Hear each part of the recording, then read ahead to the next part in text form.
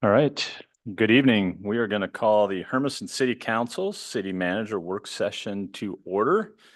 This is an opportunity for the City Council to dive a little deeper into issues of concern that we would like further information and clarification on for the council to kind of discuss and have an open dialogue in an open format. There isn't any public comment during this time period, but it is open to the public so that you can participate and hear our conversation. But it is the intent of the city to, have transparent and open communication. And tonight, we're going to talk about city council rule review. Right, Mr. Smith? That's correct, Mr. Mayor. So we've been going through, we've got back on this project that we started a little while ago, and we're going to start on page 7 of those rules if you're using the hard copy or if you have the online version. It was sent out in the last packet, not this packet. No, would have been a month ago. Yeah. So the first item that we want to talk about, or really want to highlight change-wise, is kind of about halfway down on that page 7 is how would a member of the council put an item on the agenda?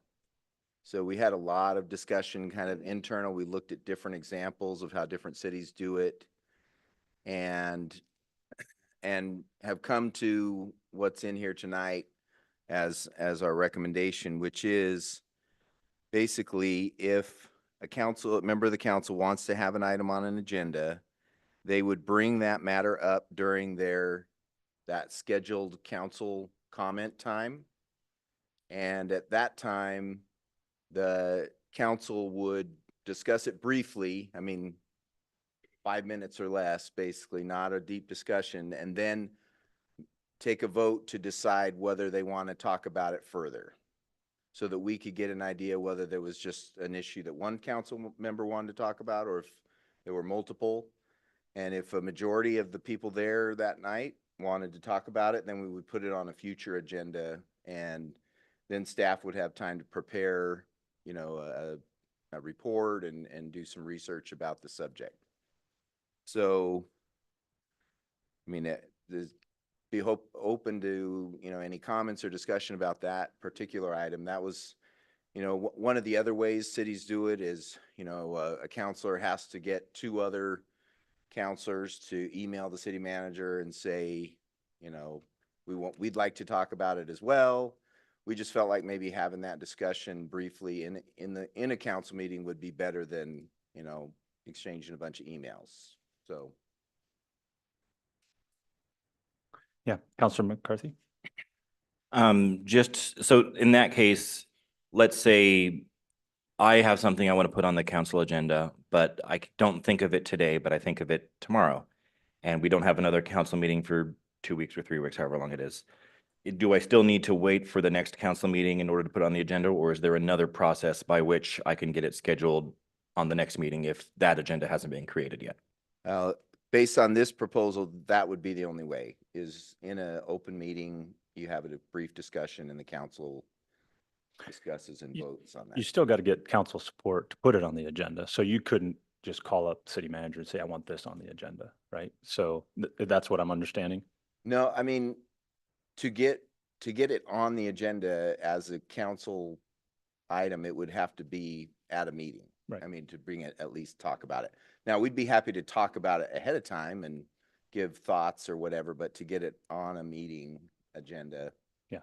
That's so during their council report would be the time that they would bring it up and request the council to consider that. Right. And you're looking for some sort of consensus from the council at that point that, yeah, we agree with that. Let's bring it back. Okay. Yeah. Because if it's only an issue of one person, one counselor, then that really isn't kind of a good use of staff time in pursuing it. So. Okay. Others? Yeah, Councilor Myers? I think that's the way to do it. And then staff doesn't get blindsided or yourself with questions that you can't answer immediately, possibly.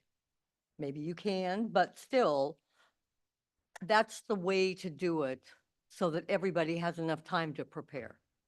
Yeah, that's like kind of what we came to, is this way we could figure out, make sure there's some support, and then we would be able to do the research that we would need to do. Any more, any other comment, thoughts? Yeah. I like this idea. I think it's very good. Thank you very much. Anything else? All right. All right, so we'll just keep going. The rest of this page is really just taking our normal order of events that we have on all council agendas, putting a little better description of what they mean, so that if somebody's reading this document, they can understand, you know, what is public comment on non-agenda items, or what are the different items that we're putting out there. There's no real changes. I know sometimes with all of these track changes, it looks like a lot of changes, and it's not necessarily. So now going on to page 8. Nothing really new on this item.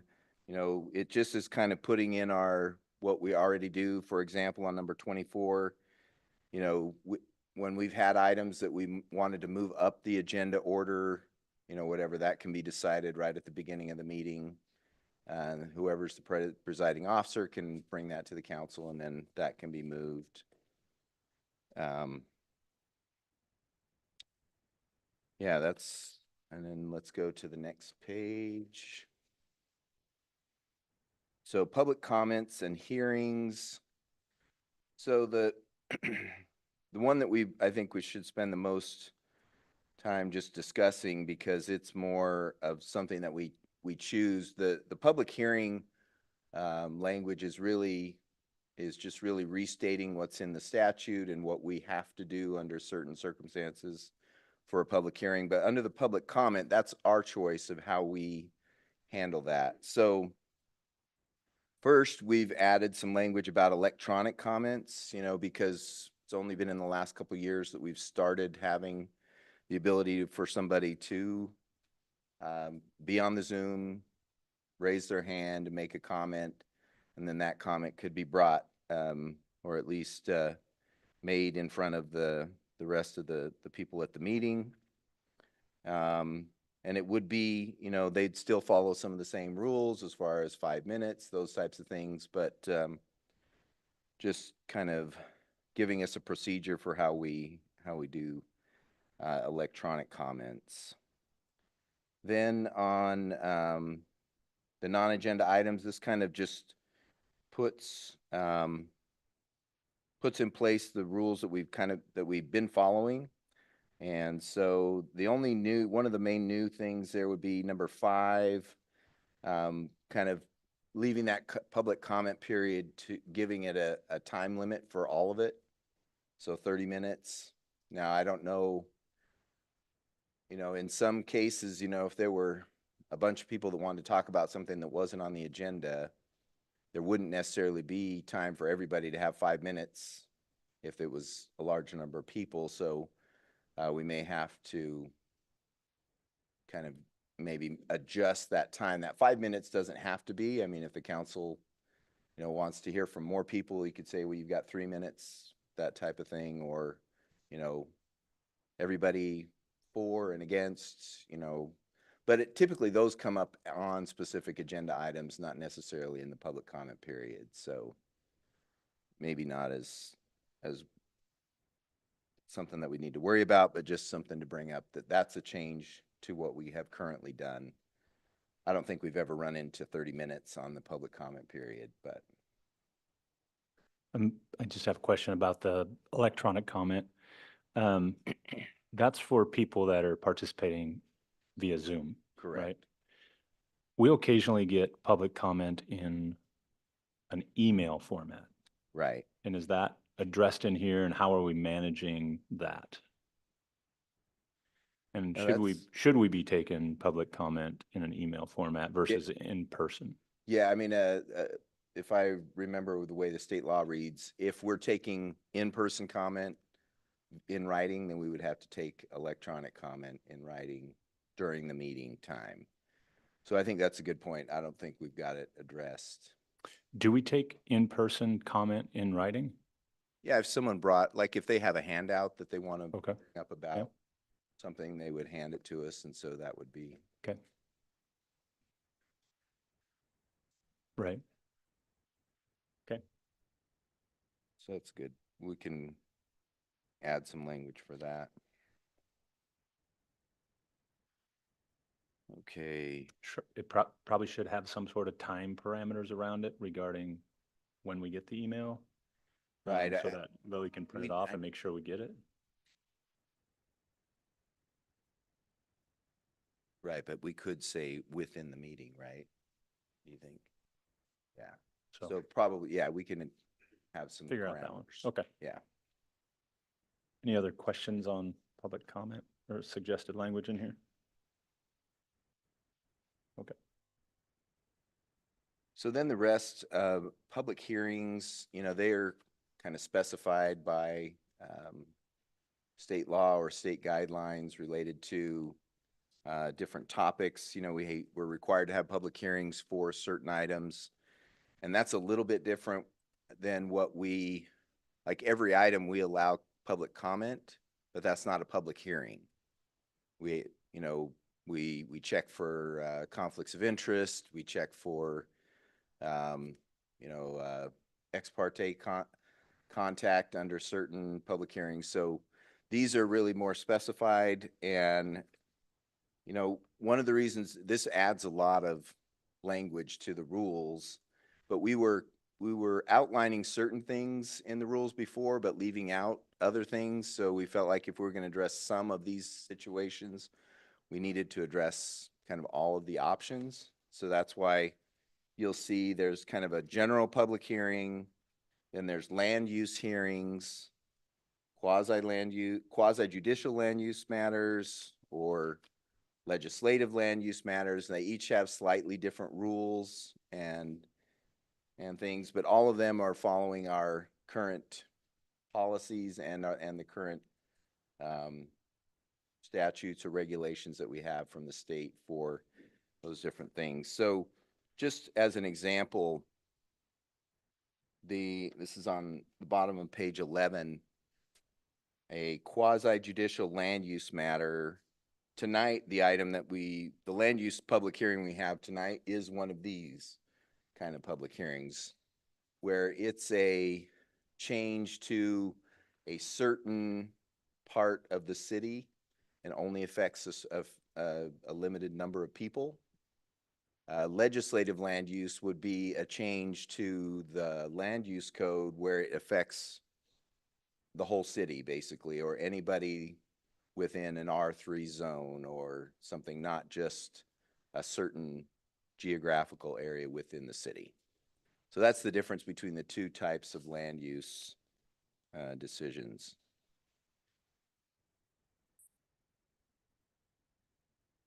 Okay. Is there any questions on the public hearing side?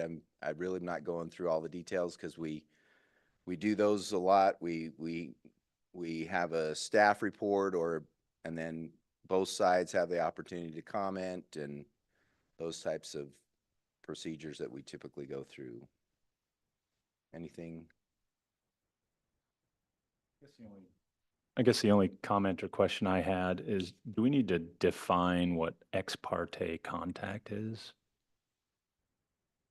I mean, We could, does yeah. a general For the person, lay person might not. lay person know what that means? I'm just wondering, and maybe a case for where that would be important to declare a conflict.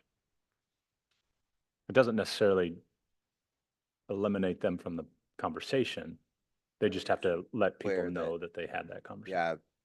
Yeah, that developer or that person that Spoke to built me, that, yeah, they right. talked to me and, right. We'll look for ways that we can potentially define that in there. Okay, the next section is ordinances, resolutions, and orders. So most of this language is really driven by what's in the charter as to how we adopt ordinances. And so if we would look at the bottom of page 14, an ordinance typically, unless it's authorized in another way, has to have be heard at 2 meetings. Most of the time we don't do that because we follow the procedure that's in number 2, which is you can do it at a single meeting with unanimous approval of the counselors present, provided 5 are present and the proposed ordinance is available in writing at least 3 business days before the meeting. So we typically follow that process, but if we weren't able to, if there were not 5 people or some other circumstance, we would have to follow the 2 meeting rule.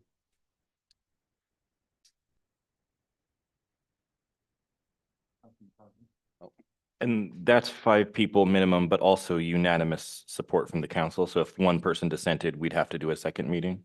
Yes. Okay. And that's on and you can correct me if I'm wrong, but that's on, how we vote first on whether we'll hear it once or twice. That's on that. So if someone is okay still hearing it, though they might be opposed to the substance of the ordinance, but they vote okay to hear it, to read it twice that night in the same meeting, that's what we're looking at, not necessarily at what the final vote of approval or not approval of the ordinance. It's more of that's kind of a procedural vote at the start of that. So, Counselor Myers? so you can vote okay to hear it read twice and then no Yes. when it's read. Mhm. Okay. And that one doesn't have to be unanimously approved. Correct. Yeah.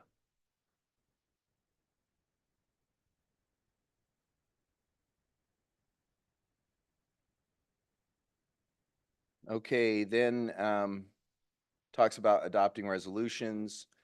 And actually, before I go into resolutions, just typically an ordinance is effective at least 30 days after the council approves. It can be more than 30 days. But if it's going to be less than 30 days, then the council there has to be an emergency clause. And let's see, I think it requires a higher percentage, but I'm not seeing that. No? Okay. Same. Okay. Just has to have the emergency clause on the ordinance.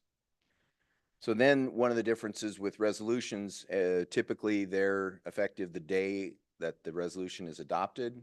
Unless there's another date put into the resolution, we could say it's effective 2 weeks from that meeting date or something like that. But it can be effective more immediately. Let's see, then orders. This would be something like there are some provisions in our city code that would allow the city council to, for example, declare a nuisance property. So we choose not to go through a court process, but it comes to the council and we request that the council declare something a nuisance. Then that's what it's an order. It's not necessarily a resolution or an ordinance. It's an order that declares that, and this is the process that we would go through to get to that point. And it's pretty much the same as it's closest to a resolution of the other two. But that's Counselor McCarthy? I know this is outside of the understanding of the rules, but I'd like some clarification on what a nuisance is as far as what meets the qualifications for that. there's a lot. I mean, that might take the rest of the time. Well, I mean, even if there's a resource I could be pointed to or council could be pointed. Yeah, we'll get you the code section to look at in the city code. It's defined in our city code. Yeah, and there's some other things that could go into it, but we'll give you a resource to look at. Perfect. Yeah, I don't want to take up time here. I just, Okay. Counselor Linton? I just want to get clarification myself. Okay. Like the house that you're aware of that Mhm. we've really been having problems with. If that was declared a nuisance, then what could be done? I mean, it could open up other things. It really, I mean, I don't know. Do you want to help me with that? So part of it would be that if a property is declared a nuisance, then it opens up the ability for the city to order abatement of the problem of the violations. So that's either the individual cleans up their, whatever the violation is, or the city can then, based on the order, can then abate it, and do some charges to the property after the fact. So it does allow some avenues for the city to work with properties. But there still are criteria that have to be met even for the council to declare a nuisance. And that's why on that specific issue, we're working on a couple of those requirements that if we can get those, we would come and we would try to get that declared so that we could do a few more things than we can right now. But we can't get all those requirements met that we think are kind of the baseline yet. But we're working that. We're trying to look at every angle on that property. Right. It's been a challenge. Yes. Counselor Myers? Currently on that one, isn't it only like for cleanup? Um, Well, again, it depends on the.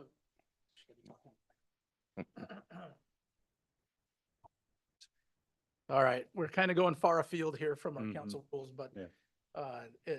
our code does cover a number of things related to properties and use of properties. So cleanup is one of them, use of the property. There's some other things there. Okay.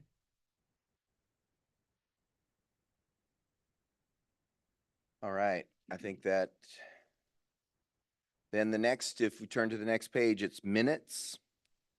This really just spells out that we follow, the state rules related to minutes and distributing them and just wanted to, and then that we bring them back to be approved by the council at the next meeting, those kind of things. It just lays out a process. And I just want to just kind of point out to the council, we don't do, there's different ways different cities do minutes. We do what would be called a summary minutes rather than a verbatim minutes, and that's been the choice of the city for a long time. So we just continue to do that, where we're not adding every word that's said in the council meeting. We're just summarizing what's discussed and going with that. And we do have to record the decision and who voted and those types of things, but that's the way we're approaching minutes. Ms. Smith, isn't the audio recording or the video recording required to be kept for a certain period of time, or is that? We're required to do that for 1 year. Okay, so if somebody did want to hear the entire conversation, they could go to that and listen. Right. Counselor McCarthy? I also know that our city recorder puts a tremendous amount of effort to where after a meeting is complete and you can go to the agenda of that meeting, it'll take you to the spot in the YouTube video where that discussion was made. So you can review exactly what was said on your own if you wish. Without watching the entire thing. Yeah, without having to scroll or find it. It just cuts right to that timestamp. We do have an amazing recorder, don't we? We do. Do you guys really? Do I get a check off my Supposed to pat bingo yourself card on the again back. for Lily as a rock star? Lily for president. Now we have to work so hard I to know. get that back. All right, the next section is presiding officer. So typically it talks mostly about the mayor, but it also talks about the council president presiding in a meeting when the mayor's not available. And then the last one, we're not proposing any changes, but just to point out, if the mayor and the council president are available, there's a process to choose someone to lead the meeting if we still have a meeting. So that's under the temporary chairman section. Anything on that?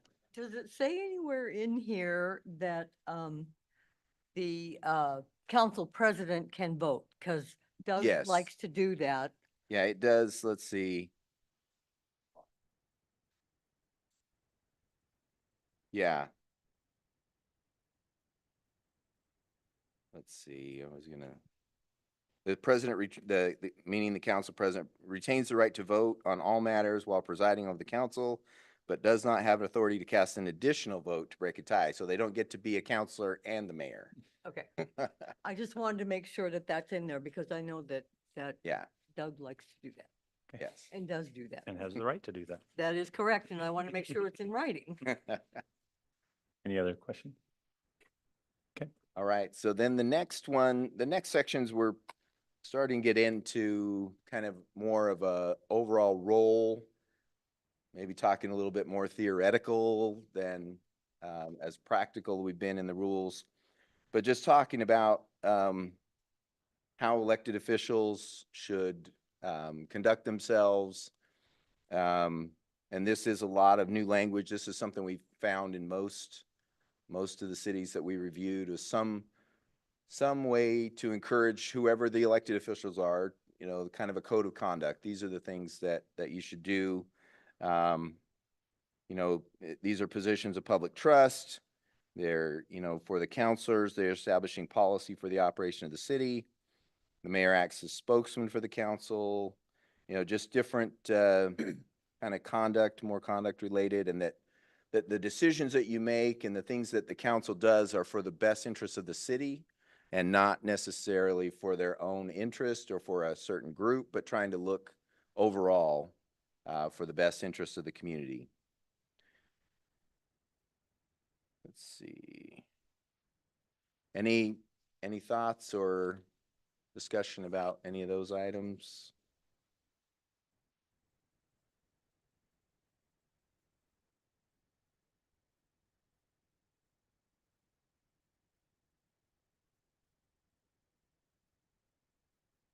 Mr. Smith, do we have actions that should a member of the council do something unbecoming of their position, that we can do some sort of council? Yeah, that's actually, if we go to page 24, Okay, there's a censure Okay. paragraph where the council can choose to gotcha. Censure or censure or have a, potentially. you know, investigate the actions of a member of the council. Okay. Do things like that. Gotcha. And then,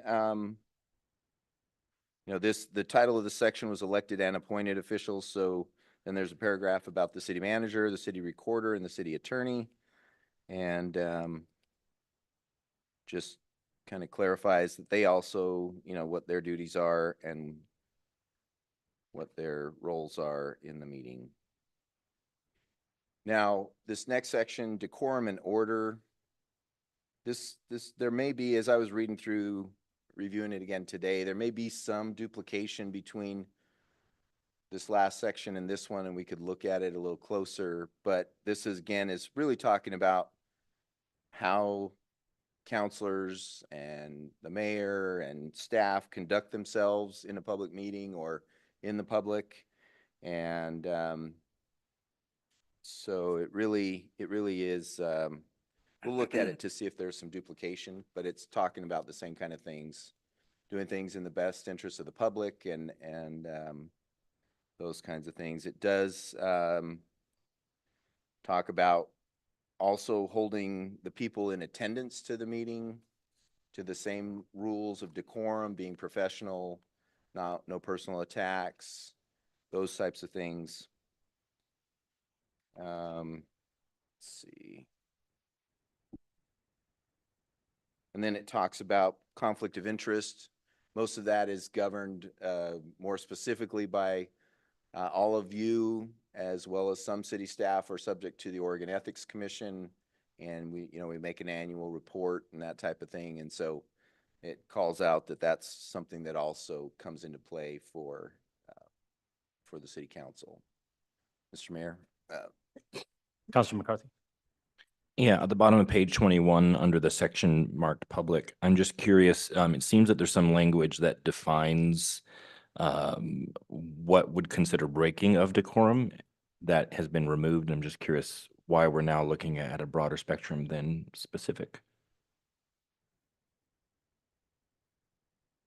For example, stamping of feet and all of that marked in red Yeah, outlines the behavior that would, I think it was more the idea of not being so specific that you couldn't, if they were doing one certain thing, they wouldn't break any of the rules, kind of a thing. But I mean, we can look at it. I don't know if your thoughts. And being a little bit careful about what we're defining, because some of this is protected speech. Mhm. I mean, we're kind of fading into some of those issues, and so we have to be careful with maybe defining one thing that to us may be disruptive, but maybe more of a speech issues. That's, I think, why we're looking at taking out some of the specific.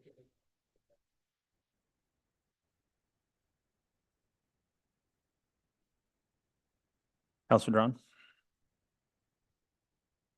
Can we go back to page 20 for the city manager? We Mhm. have something in case the mayor is not available. What about you? Should we state that in your absence, the assistant city manager resides at the meeting on your behalf?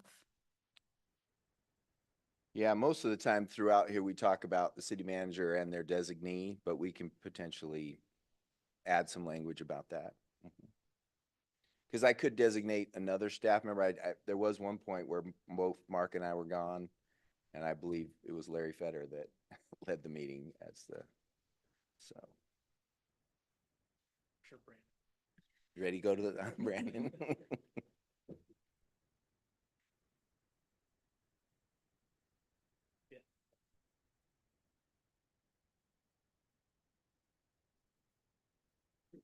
Okay.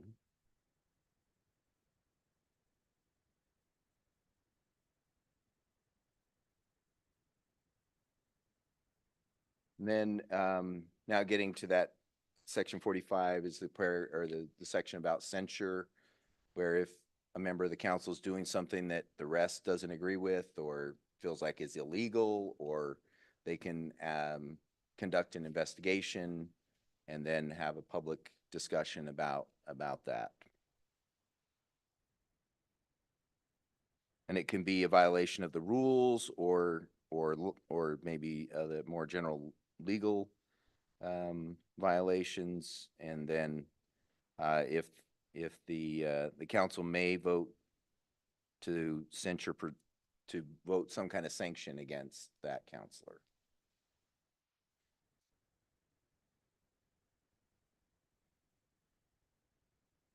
So I guess the question I have about this, the council has the right to investigate the actions of any member of the council. Such investigation shall be referred to the full council. It doesn't necessarily specify who the investigative body is. Is that 2 counselors, 3 counselors, the mayor, 2 counselors, city manager? Who's the investigative body? Because it says it brings it back to the full council for a decision. So I don't know who's conducting the investigation.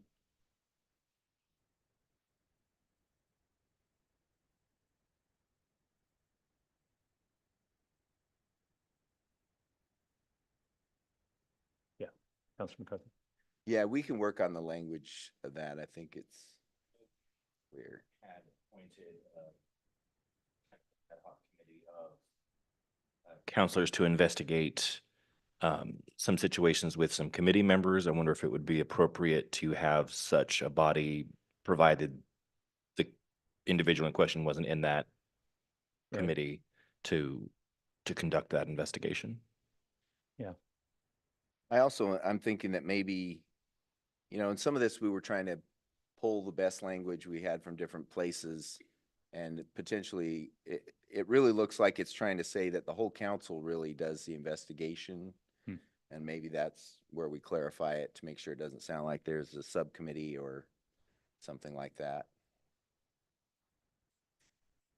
Yeah, 'cause I think we need to clarify. I think it looks like we need to clarify, because it's dependent upon finding reasonable grounds exist to that a violation's occurred. So Right. what does that mean? Does that mean that the whole council has to find that? Sorry, that the whole council has to find that, and then it goes into an investigation, or do we do a different body? So Yeah, we can clarify Yeah. that process a little bit. I hope we never need it, but Right. it would be nice if it was clear or. Yeah.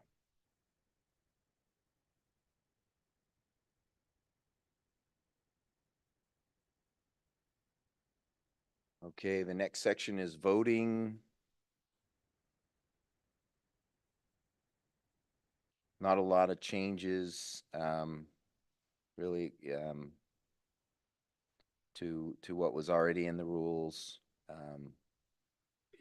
One point I would just make is, unless there's a conflict declared, a substantial conflict, then everybody in the meeting needs to vote.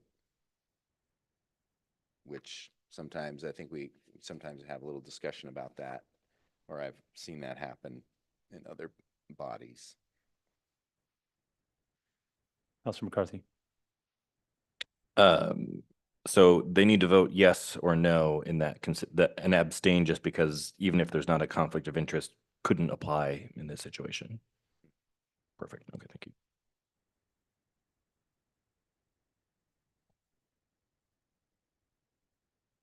So then the next section talks about committees. And this is kind of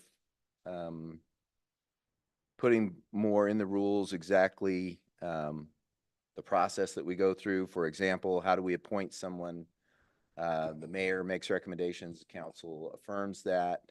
And, you know, talking about how it appears on 2 agendas, first as a nomination and then as the action.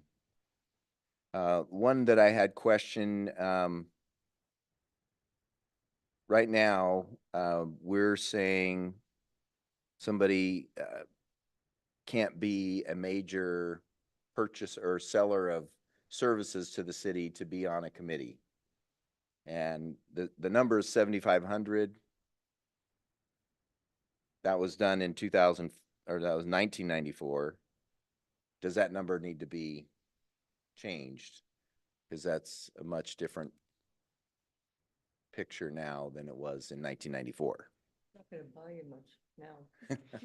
So, I mean, what is the intent of that dollar figure? I guess, where did that just materially come from initially anyway? I mean, what if a person sells $1 worth of material to the city? Does that disqualify them versus 7,500 versus 100,000?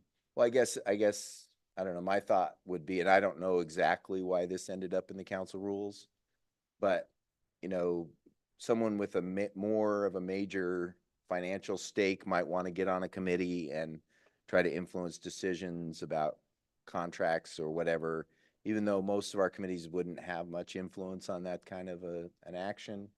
But I think that's the idea, is somebody with more money at stake would be more apt to try to have that influence. Councilor McCarthy? I imagine a circumstance where this could occur is, say, for example, a Parks and Rec committee, a major playground supplier who sells regularly to the Parks and Rec may want to sit on that committee and would thus not be allowed to under these guidelines. Right.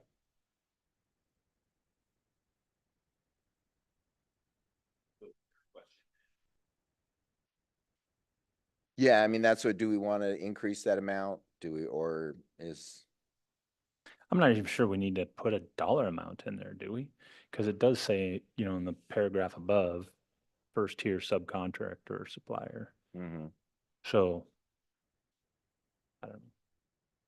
We can look at it and see if there's some other ways that we could word it. Anybody else have any thoughts on that? I mean, $7,500 is still a significant amount of money.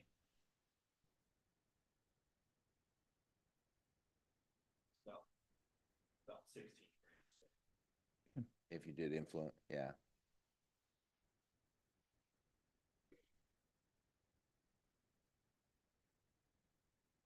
And then based on the incident or the circumstances that we were talking about that Councilor McCarthy brought up earlier, we added the last sentence there that if the council needs to, they could remove somebody from a committee.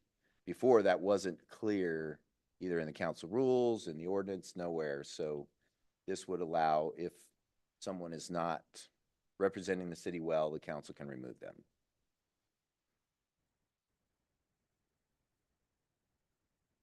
And then the next paragraph we added to just more fully explain what is a committee liaison. What's their role as they go sit on one of the committees for the council, not to make decisions, but to help them understand the council's thoughts or position on ideas on certain topics, and then bring back information, share information between the two. So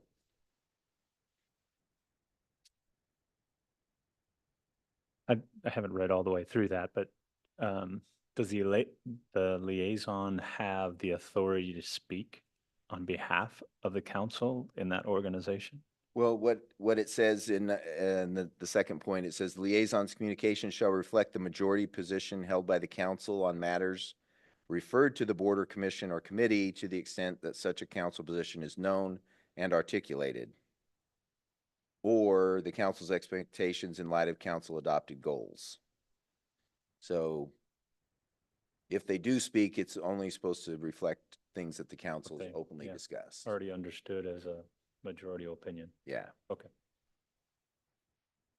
Councilor McCarthy? City Manager, I became aware of this rule well after I became a counselor. I just would think it might be beneficial for you to read perhaps rule number 3 on that item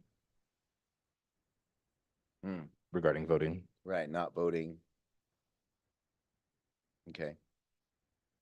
Can you be more specific about not voting at So, that body's The, meeting? the liaison to, for example, the library board doesn't vote Okay, on something that the library board is Neotech board, discussing. yeah, Right. got it, okay, We don't vote on Parks and Rec part either, just you don't vote. right. There is one though, I believe it's the Special Recreational The Projects TRT, yeah. Committee. That one, the counselor does vote according to the ordinance that defines that committee. That's the one exception to that rule.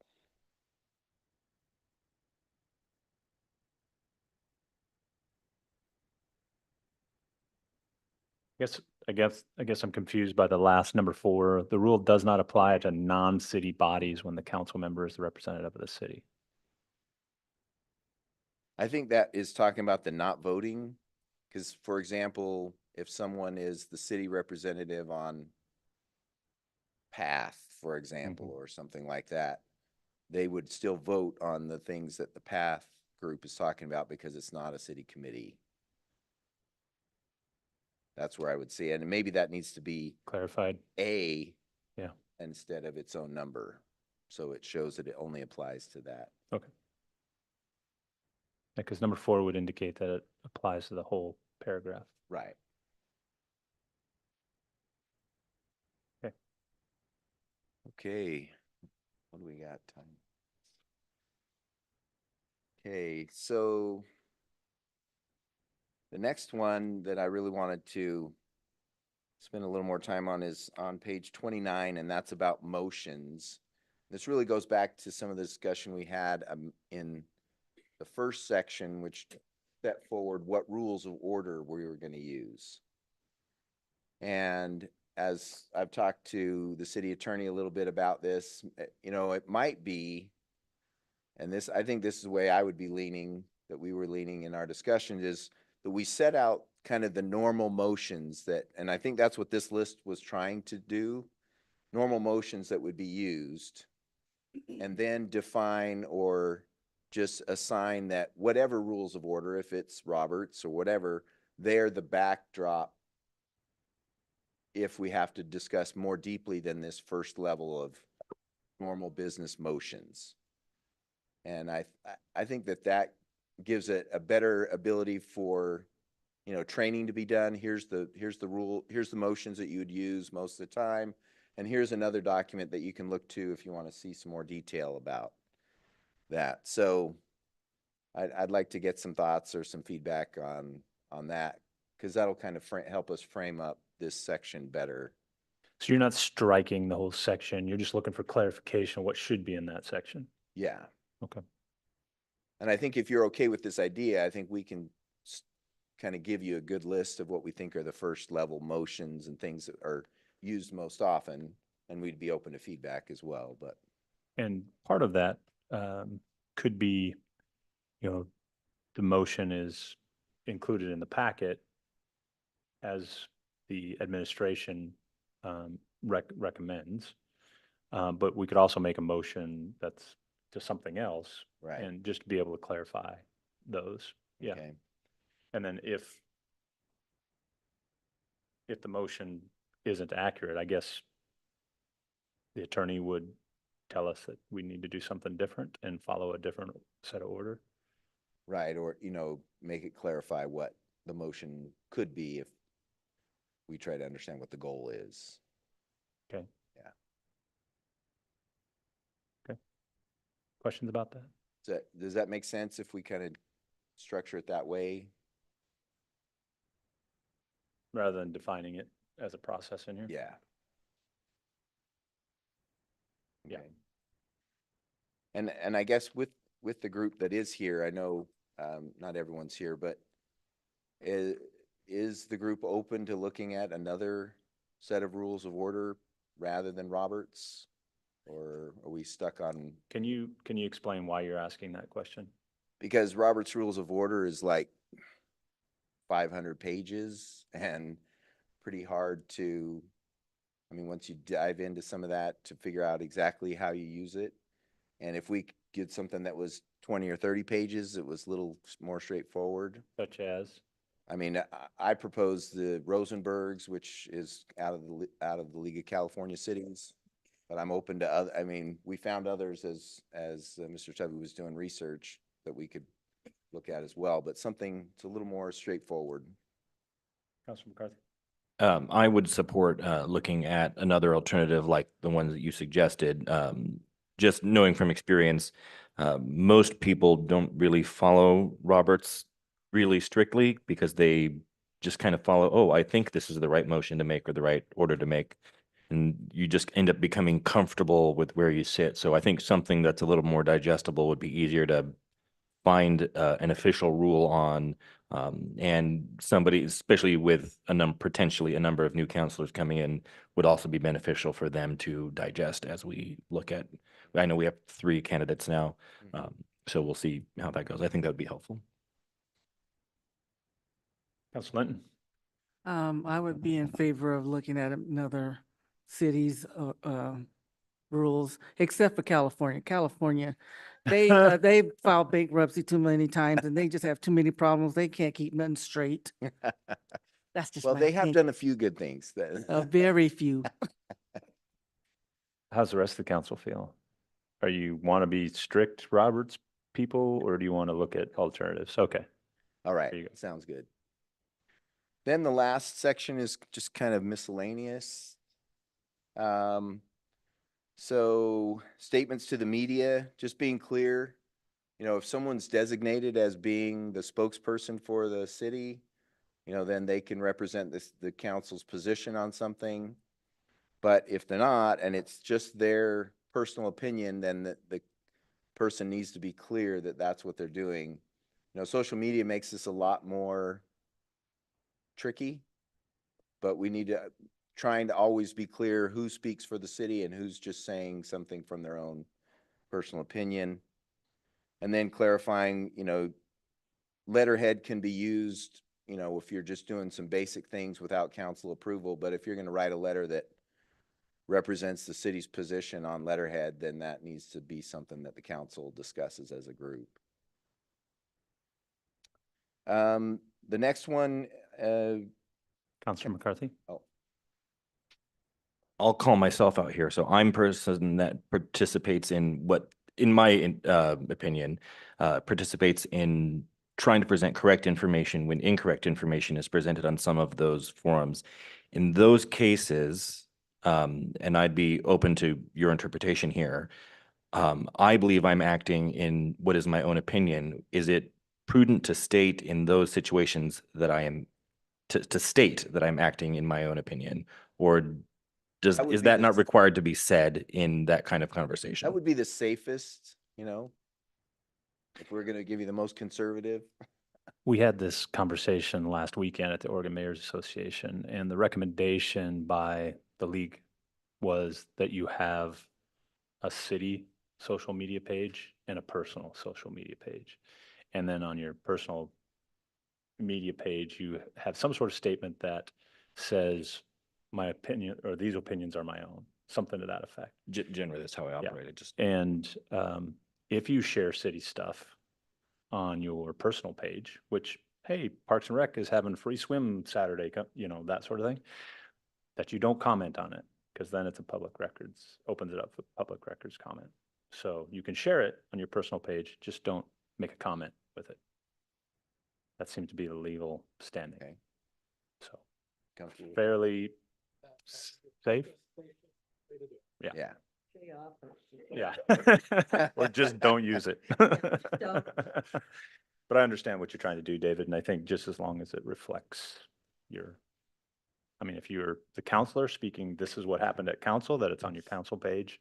And if you have an opinion, that it's on your personal page. fair. Thank you. And- Other comments, thoughts? Okay, and then the last really substantive section in this, I think we can get through before the end of the work session time, is just clarifying the council's interactions with staff. We had a little bit of language, but it was more targeted specifically at the police department in there, but this is kind of broadening that to more to kind of deal with all of the departments, and just saying that the council's role is not to be in the day-to-day activities of the city. They shouldn't be telling city staff what to do. And inquiries should filter through the city manager, so that if there's significant staff time in collecting information, that I'm able to, or the city manager is able to kind of see what staff resources we want to put towards things. Then it kind of sets up some things related to if you want to do ride-alongs in the police department or other departments, just going through a process of doing that, and just recognizing and limiting the ride-along, so it's not, you know, you're not riding with somebody every week, but you know, it's once a quarter or something like that if you were really interested in something that a department is doing. Yes, Councilor Myers? At one point in time, there was a rule as to how many times a year, or I can't remember exactly what it was, but how many times you could do a ride-along. Right, and there still does, like here it says, the elected official participating in the police ride-along program or similar program in other departments, which participation shall be limited to not more than one time per quarter per member in any calendar year. That isn't exactly what it was before, but it's trying to get to that same idea. I think there was a specific situation that was trying to be addressed, and we're trying to just be a little more general with those guidelines. Then we've kind of procedure for filling vacancies is in the charter. We've taken out some of we've left the language on complaints as it was. Then the other stuff towards the end there, we've just moved it so duties of the council member moved earlier in the document, things like that. And then this last Exhibit A is talking about servant leadership. And this really was tied to some of the kind of the duties and activities of the mayor and council. So if there's any questions on any of those.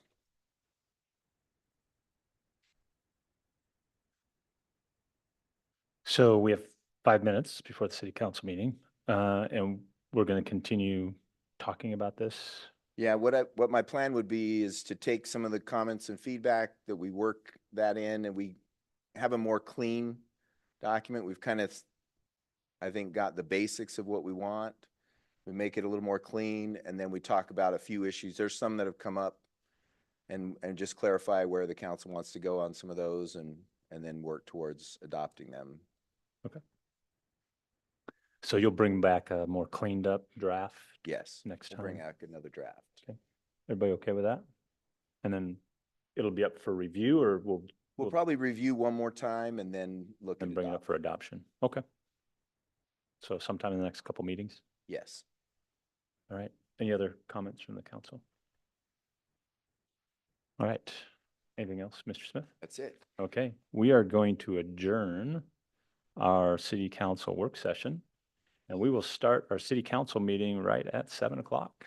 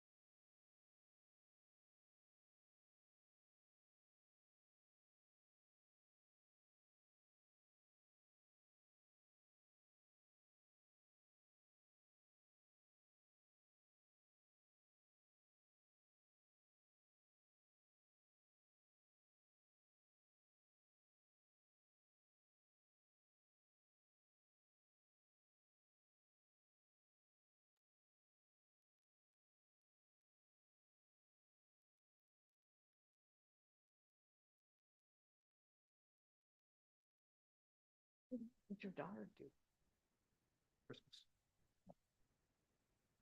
Oh, boy.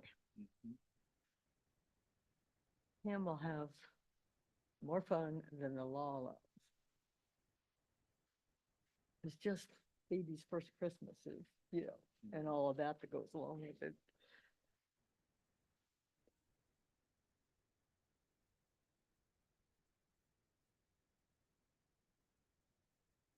No, he does not.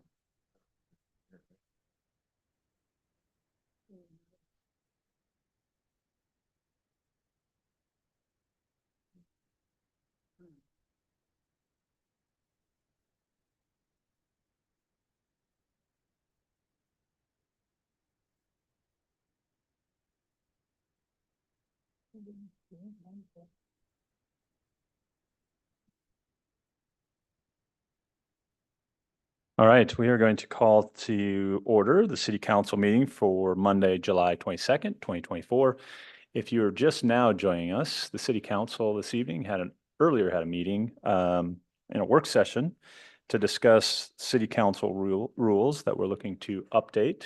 So we're continuing that process, and we'll bring those back for further conversation and deliberation at future meetings. So now, Mr. Smith, any changes to the meeting this evening? No. We do have a declaration of a quorum. We're going to excuse Councilor Primer and Councilor Peterson. Please join me in the flag salute. I pledge allegiance to the flag of the United States of America and to the republic for which it stands, one nation, under God, indivisible, with liberty and justice for all. Welcome, everyone, this evening. We have a couple recognitions this evening. Some individuals that have done some outstanding work in our community. And I see a few of those folks in the audience this evening. I don't know that they're all here, but if I could get the Hispanic Advisory Committee members to come forward. And maybe while they're coming forward, we have two council members that are liaisons to that committee, Councilor Barone and Councilor Duran. Maybe you can kind of speak to this committee and what their goals and accomplishments have been. Absolutely. We know why the Hispanic Advisory Committee was established a few decades ago. They were established because we know that there is a need within the community. We know that there is a greater Latino Hispanic population that also needs some representation, and also just a way of communicating with the city council and the community as a whole. So the Hispanic Advisory Committee has taken up a goal-setting session reflecting on the goals that the community wants, and also reflecting on what committee members want to see of the Hispanic Advisory Committee. So we've had some great leadership and some new members that have given the committee some energy to do a lot of great things. And so I'm really excited for the projects that are coming ahead. I know the Hispanic Advisory Committee members will be able to talk maybe specifically about the goals, but what I'm excited about are things that will celebrate more of the community. I know right now they're focused on establishing a committee or a celebration for the for Hispanic Heritage Month that's coming up in September. So a lot of exciting things coming down the pike. They've also been involved with working with Cinco de Mayo, that event that gets thrown yearly, and so there's been a lot of close collaboration, especially this year, to make one big festivity. So the Hispanic Advisory Committee members are really the first in line liaisons for the Hispanic community. They're leaders that are recognized within our Hispanic community, so they do a great service in hearing concerns from community members, but also being able to communicate those concerns to the city council. So here we have our four members, and so there's just a lot to celebrate, and I'm really happy for them to be here. Thank you, Councilor Barone. Councilor Duran, did you want to add anything?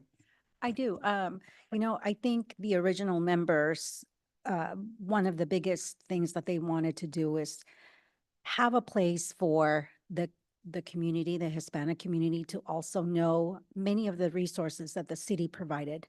And for also to have the connection with some of the administrators from the city, so that they knew that they were also here to provide a service to the community as a whole. I think one of the greatest things that the committee does is to be able to link the community members with resources, whether it's, from the senators. Senator Wyden has, we've had representatives from there, Senator Merkley, and we've had attorneys, we've had other organizations that come and provide information that is critical to the community as a whole. And so that we've been able, as committee members, we've been able to learn about that and possibly be able to connect other community members that maybe are new to the area or have lived in the area but we're not made aware of those resources. So I believe that the Hispanic Advisory Committee from Hermiston was the first in the state to be able to come together and really served as a poster child for other communities where they see the need for a committee like the one we have. Certainly, I think this year, what is different about the committee is that it developed some goals, some strategic goals to be able to reach more the community and be able to be that link, that liaison between city community members and to, I guess, highlight the wonderful things that are happening in the Hermiston area. So I'm very proud of the accomplishments that, the committee has made, and very thankful for the previous committee members that also kind of laid the foundation for the committee, because, it was recognized and other people started approaching the committee members, the chair, so that they would be able to come and present because they saw it as a way to be able to help get the word out amongst the Hispanic community. So very proud of the work that they've done and the volunteers that give of their time, not just to attend the meetings, but to also be very visible in the community and attend a lot of the events that are, going on in the community. Oh, very good. I know when this committee was established 12 years ago, 11 years ago, something like that. And so, it was a opportunity for the city of Hermiston to have a conduit for our Latino population to communicate more acutely in whatever language they felt comfortable in. And so it's often translated. And so if a person feels more comfortable in their Spanish or native language, they can come and communicate their concerns there as well and feel more comfortable in that venue. They've also been conduits, not just for city services, but for regional services. How do I communicate with the sheriff? How do I communicate with my county commissioners? How do I communicate with my federal, so we can help address the issues that aren't necessarily city involved. And so it's been a great resource for our community. And I think it's allowed more inclusion of a large population within our community. They continue to grow and represent close to a majority, if not a majority now within our community, but within our region. And so trying to create more opportunities for leadership and engagement for our members of the Latino community as well. So we have several of them that are here and present tonight. I know your chair is not here. That's right. Okay, so you are the vice chair, right, Mr. Gamalski? Okay. So I'm going to read the recognition that we have for each of you. And then if you would like to speak specifically to the Hispanic Advisory Committee and maybe some of what you've accomplished this last year, the last couple of years, and tell us a little bit more about that, that would be great. So we have, each of you has a certificate of recognition. This one says, presented to Mark Gamalski for his dedication to serving the Hermiston community as a member of the Hispanic Advisory Committee since February 14, 2017, and going above and beyond to directly engage with Hispanic residents by providing resources and organizing events that recognize their value and importance to the city of Hermiston. The Hispanic Advisory Committee provides a platform for communication between the city's Hispanic community and the city's elected and appointed representatives. Members of the committee are a point of contact for issues and concerns, and committee meetings are an open forum for discussion. Members are active in resolving issues and working to make Hermiston a truly inclusive community, respectful of all nationalities, races, ethnic groups, and cultures. Let it be known this 22nd day of July, 2024, that Mark Gamalski has been a valued member of the Hermiston Hispanic Advisory Committee and that his work has greatly benefited this community. Signed by myself, Mayor Dave Drotzman, and City Manager Byron Smith. So, thank you. Like to speak? First of all, back in 2017, it was the mayor that helped me get on board the Hispanic Advisory Council. I had just moved several years here from, I'm sorry, okay. The mayor was very instrumental in getting me onto the Hispanic Advisory Council after I had moved here 10 years ago from the city of Chicago. in my capacity in the city of Chicago and in the county of Cook, for 20 years, I worked together with the Hispanic communities as a liaison between the mayor and the city council and also the county and the president of the county. So it was that kind of history that brought me to here to help out when I told the mayor that I wanted to be of service to the city as a whole. This is my new home. This is where I wanted to be a part of it. And I also, when he had told me that there was a need for more representation and some more knowledge that they didn't have here, I was more than welcome to the board. And I was very warmly welcomed. I've worked with some great people in the past, and I work with some great people right now. I can tell you that right now, Jose Garcia, who works with me also in the partnership, not just with the HAC, but also since I run the Agape House, we have started an outreach to the farm workers program years ago when COVID started. And he is right now in Portland, Oregon, receiving an award and a grant from OHU to make hot meals once a week for the next 2 years for the food to be given to the homeless. And that's why he cannot be here tonight. And I just wanted to let you know that he gives his love and his thanks for everything that you guys and the support that he gets from all of you. And he'll tell you that next time he sees you. But thanks again. And I thank the people I've worked with before and the people I work with now. Thank you again.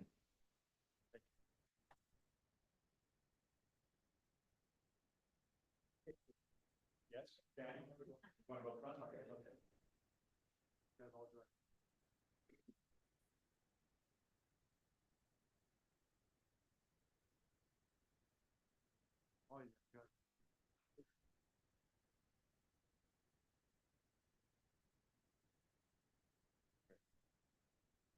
Wolski?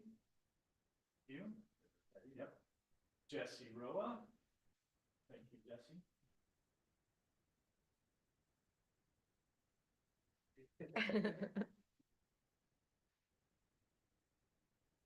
Jessica De La Cruz. Now, Jessica is a second generation Hispanic Advisory Committee member, right? Wasn't your father the founding or one of the founding members? So.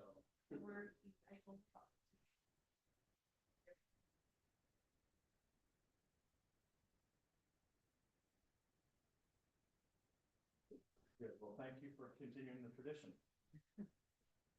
And yes. Alberto? Unit. Yeah, thank you very much. And will somebody please? I will make sure it gets.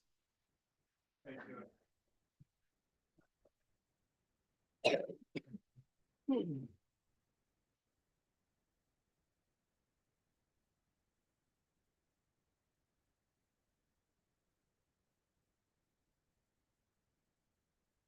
It's always great to recognize the members within our community that are working so hard in a volunteer capacity to make our community a better place to live, work, and play. So thank you again, Hispanic Advisory Committee.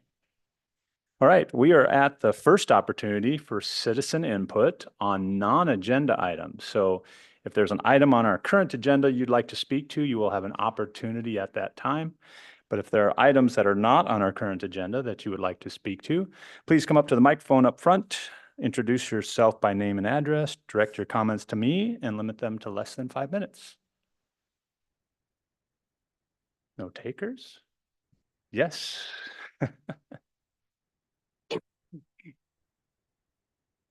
Alexis McCarthy, 963 East Hurlburt Avenue.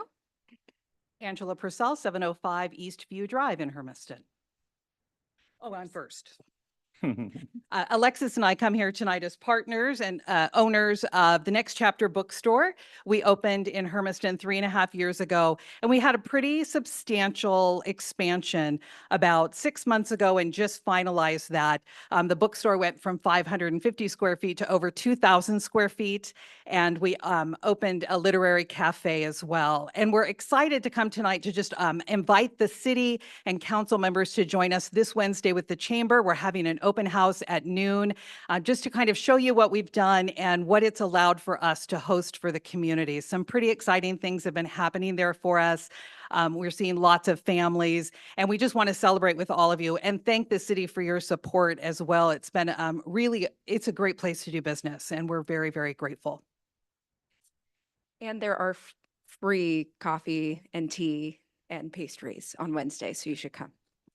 Another thing that I wanted to invite you to and talk about, the city has been involved, the library has been involved with Find Waldo Local, which we applied and were chosen to participate in.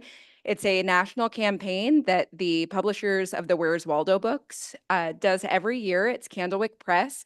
And this year, in the month of July, Waldo has been hiding in 24 locations in Hermiston.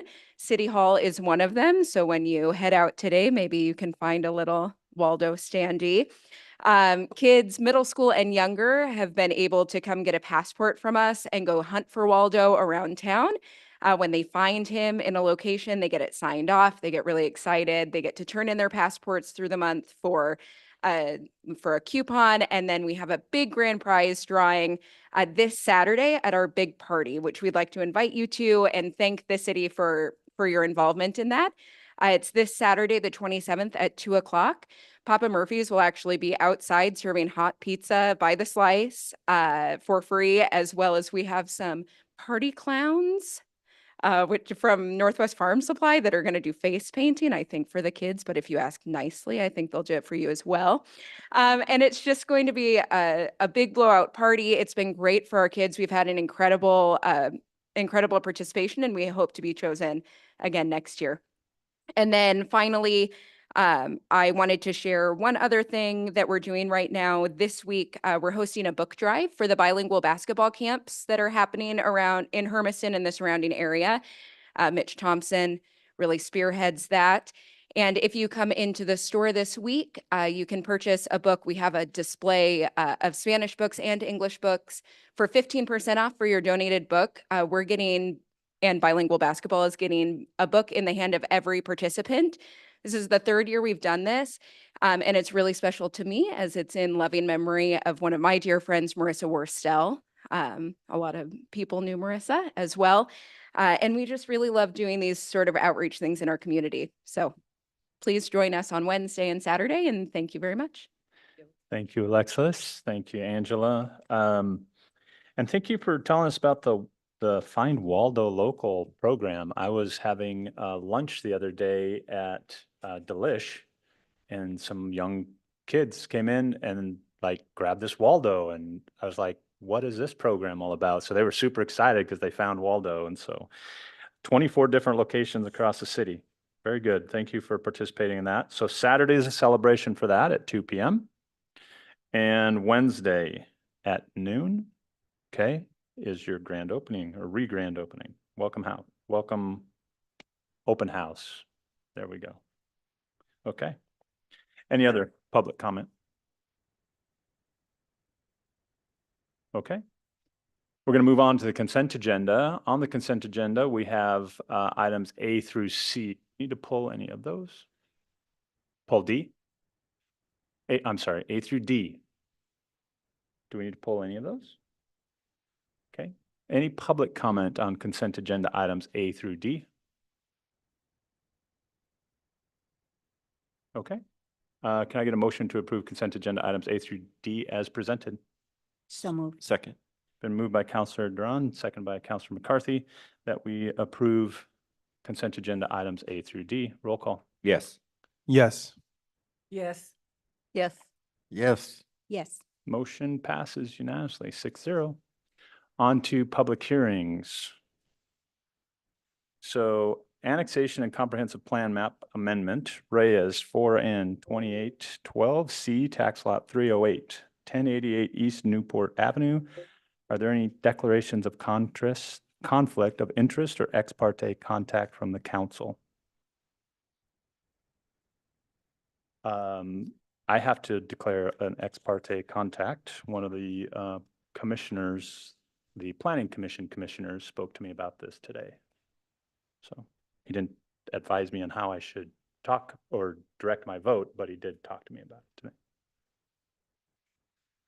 Anybody else?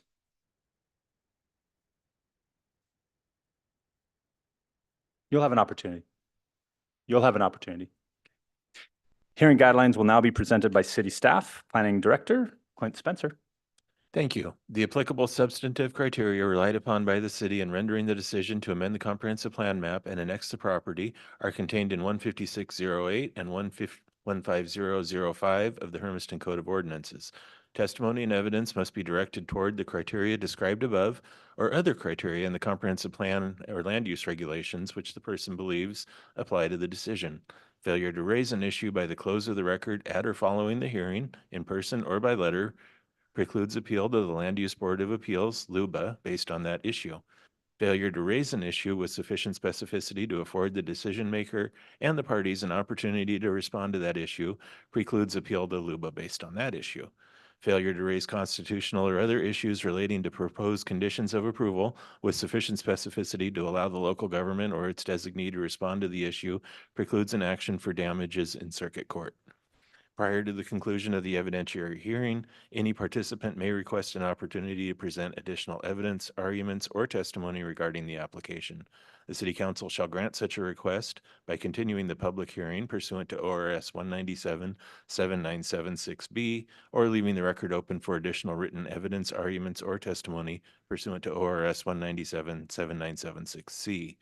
For this hearing, the process begins with the staff report, followed by the testimony from the applicants and any other supporters of the application.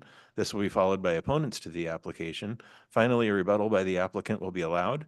The public hearing portion of the procedure will then be closed, and the City Council will consider the information and testimony received and may render a tentative decision on the comprehensive plan map amendment and annexation. Thank you, Mr. Spencer. We're going to now open the hearing. City staff will now present its report. Thank you. Yes, Myra and Felipe Reyes have submitted an application to amend the comprehensive plan map for approximately 2 acres of land that's located at 1088 East Newport Avenue. The land is located at the southwest corner of East Newport Avenue and Southeast 11th Street. The applicants propose to annex this land into the city of Hermiston in order to sell it for residential development. The land is proposed for annexation as medium density residential R3. Land to the north is developed with low-density single-family housing and a few duplexes. Lands to the south, east, and west are also developed with rural single-family low-density housing, and there is significant undeveloped land to the east. Many of the lots to the south are urban-sized, even though they're in the county based on historic development patterns from first half of the 20th century. Highland Hills Elementary also lies about 350 feet to the west. East Newport Avenue is a city street forming the north property line of about half of this property. It is approximately 40 feet in width at this point, and in order to provide for future connectivity of East Newport Avenue, as a condition of annexation, the city would require dedication of 10 feet of right-of-way at the time of development on the property. Southeast 11th Street forms the east boundary of the site and is a county road. East Tamarack forms the south boundary of the site and is also a county road. Southeast 11th Street is entirely unimproved at this time and has a right-of-way width of 35 feet. East Tamarack is also unimproved adjacent to this property, but has a right-of-way width of 60 feet. The site is served by a 12-inch water line and an 8-inch sewer line. Both lines terminate at the intersection of Southeast 11th Street and East Newport Avenue. That would be the northeast corner of this property. There's adequate capacity in our municipal services to accommodate any level of development on this site. However, as a condition of development, when a connection is made to each line, city does require extension of those lines south and 11th Street to the intersection with Tamarack Avenue. The land is currently vacant and it sits at the southwest corner of 11th Street and Newport Avenue. Those provide the 3 boundaries. At the time development is proposed, the city would require improvements proportionate to the impact of the development for all 3 street frontages. For example, a single-family development or a single-family home might only require frontage improvement to East Newport Avenue and street improvement agreements for the other frontages, but high-density housing may require improvement of all 3 frontages as well as off-site improvements on Tamarack going out to 10th Street. The amendment of the comprehensive plan itself and annexation are not land use actions that in and of themselves trigger development. Those are actions that are triggered when we that don't trigger development of the roads. They're triggered at the time development is proposed. The property sits within the urbanizable portion of our urban growth boundary and is designated as future residential. The county zoning map designates this property as FU10, which is an urban residential, or which is an urbanizable residential zone intended to preserve large lots within our UGB to facilitate future urban level development. Since this land is within the UGB and designated as future residential, amending the comprehensive plan designation from that future residential to medium density residential is an implementation of our existing comprehensive planning and assigns urban level density to land that is already accounted for within our housing needs analysis and residential land inventory. Therefore, there is no change to our ability to provide housing as a result of this amendment. It's simply implementing what we already have on the books. The applicants propose to annex the property with R3 zoning. This designation allows for single-family and two-family dwellings as well as multifamily units on lots with a minimum size of 5,000 square feet and 7,500 square feet for multifamily units. The Planning Commission held a public hearing on July 10th to review this proposal. Following the conclusion of the hearing, the Planning Commission recommended that the City Council deny the application for comprehensive plan amendment, and subsequently, since the land couldn't be converted from urbanizable to urban, to deny the annexation as well. This recommendation was based on testimony received at the hearing from neighboring property owners who raised several issues relating to the property and adequacy of services. You do have written copies of the testimony in your staff report, as well as a copy of the minutes from that meeting. But for those of you who haven't had a chance to go through the entire packet, testimony raised at the hearing consisted of several issues. Property owners expressed concern that annexation in this area will result in the extension of sewer lines. And as you know from other annexations, state law requires that when a property is within 300 feet of a sewer line, that connection to that line must be made rather than replacement of failed septic systems. Property owners raised the issue of East Tamarack Avenue and increased traffic on the road subsequent to development. Property owners testified that the annexation and development of this property would be an intrusion of city development into an area they had lived in and expected to remain a country-like setting. There was testimony about traffic surrounding Highland Hills Elementary and how this would add to that, and how once 11th Street and Tamarack are opened up, that it creates an additional exit point for the Highland Summit subdivision, creating additional traffic coming that way.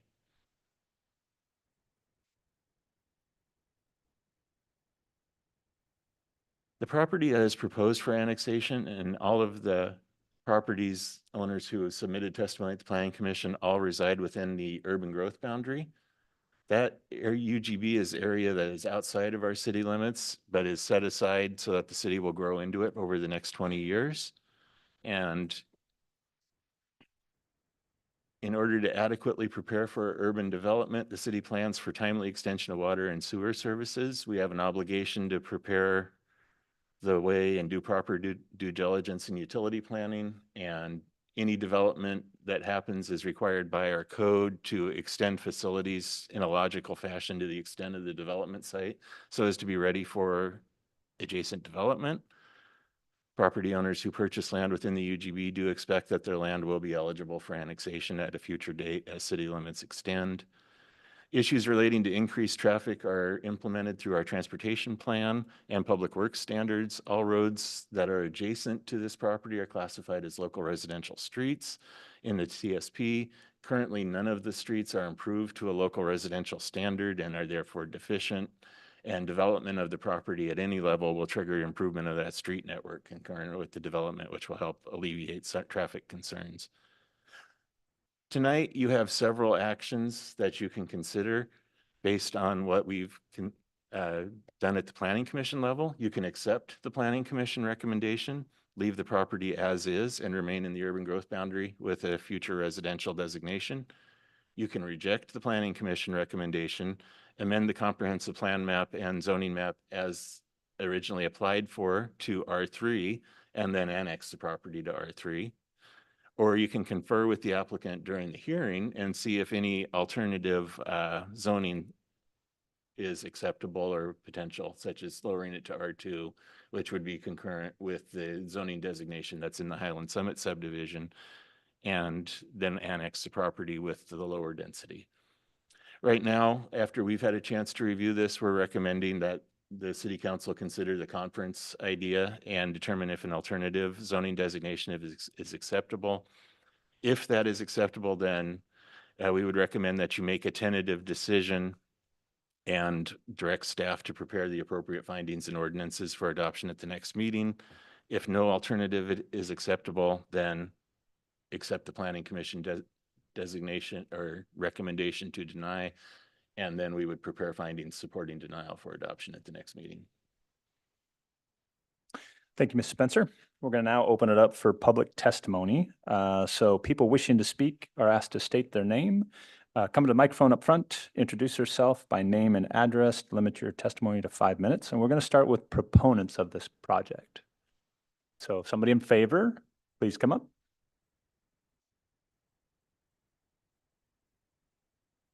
Welcome. Hello, everyone. My name is Maya Reyes. I don't know if that microphone's Hello? on. There you go. Better? There you go. Right there? Better. Okay, perfect. My name is Maya Reyes, address 1055 West Linda Avenue here in Hermiston. And, okay, and I'm here to propose the annexation of this East Tamarack Avenue. And I do understand a lot of the residents' concerns. I did take the time to read everybody's concerns. And as I put myself in their shoes and understand that these residents have been in this area residing here for over 20 years, and it can be, change can be difficult, but we have to be open to change as we have no control of the population that is coming to our area. We just have to be open to grow. Other residents raise a concern of East Tamarack street, the traffic that it will generate on that area, and the kids currently play on that East Tamarack Street because it's not developed. However, streets are not intended to be a playground. They're not safe in any way for traffic flow. And for children's safety, there is parks and areas specifically designed for children to play. Yes, at times change can be a little bit difficult, but we have to be open and look above and beyond ourselves, and look at it from how does this benefit the city and what will the city gain by changing it to an R3. It will not only generate, by changing it in R3, it will generate tax dollars to our city for multi-homes. The streets would give the current homes more value. It would make things look cleaner. It would add more homes close to the schools, across the street and down the street to the middle school. Therefore, the traffic flow during regular school hours, I know that some residents had the concern, it's gonna be more traffic jam, but a lot of these children that are gonna be attending school, they'd just be walking across the street or walking down the street, which at that time of school time when kids get dropped off or picked up, I don't think it would add that much more traffic just because kids would just be crossing the street or walking down the street rather than parents picking them up and adding additional cars to that school line. That being said, also, by generating more tax dollars to the city would use those tax dollars to better our city. So the bigger picture that I want everybody to see here is by giving a bigger development, these tax dollars can be utilized for the city and areas to help develop these streets, to use it, maybe do an area that can be developed for a park where those children that are currently playing on the street, they can be safer and away off the street. So maybe East Tamarack can, instead of developing a home, an area where the children can safely play outside the street. I mean, just because it's not a developed area and it doesn't have a lot of traffic doesn't mean that the kids are not at risk. It's people are not always watching what they're doing, and one single car can be harmful for a child who thinks that there's no traffic coming through and nobody really paying attention because the kids always play there. It can be a danger zone for a child. So with that being said,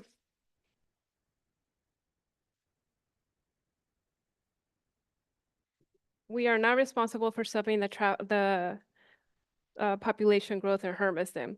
Hermiston is a town with no longer population as once was 20 years ago. The growth industry of corporations coming to the area and it's out of our control. The demand for housing is outrageous. zoning this small property to an R3 will give us homes for new residents. Any questions? Thank you. It's your opportunity to present comment to us, so thank you. Are there other proponents who would like to speak? Okay, any neutral parties, people that are kind of neutral to the position? Any opponents? Come on up.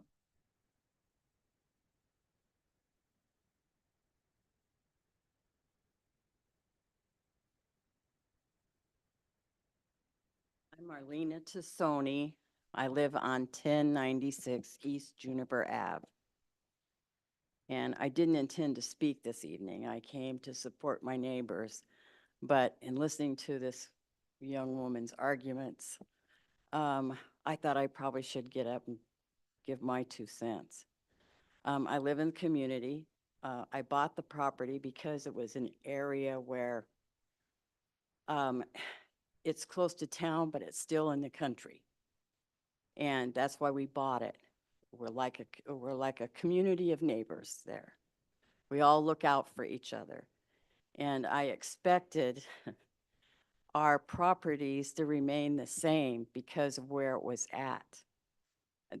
Yes, there is a piece of property that someone could develop. I can see that. And I would approve single-family homes, much the same as the rest of the community, our neighborhood. I could, I could understand that. Multiple level homes in a small area, I don't believe that that suits our neighborhood, nor does it help the Hermiston as a whole, as far as I'm concerned. I might be mistaken, but that's my feeling. And I'm just up here telling you I give an objection. I think there needs to be a little more thought. And I understand that maybe they put some money and some effort into their land, but maybe they should have researched it a little more. There's properties around Hermiston that could be developed if you want to have more housing, which I understand is very important. I just don't want it in my backyard. So I'm done. Thank you. Thank you. Others? Come on up.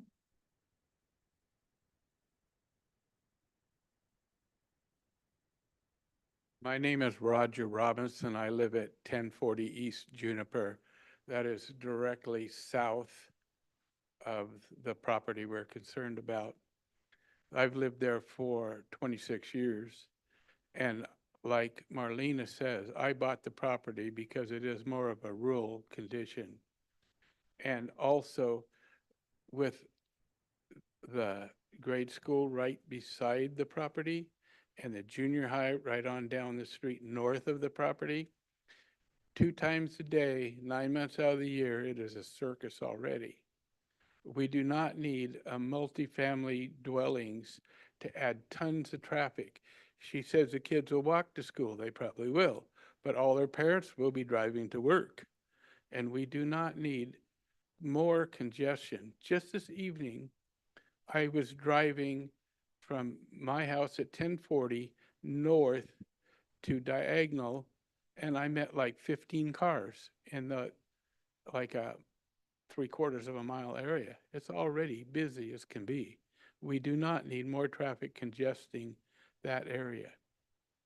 I would consider that if they want to divide the 2 acres in half and make 2 houses on it, at 1 acre each, that would be equal to all those houses to the south you're looking at on the picture there.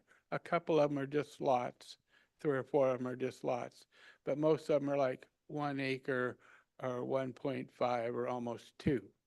The acreage to the right, straight from the green M there, that's, I'm guessing, but it's like 30 acres of private property that people don't want to develop. We want to live in a rural area, not a city.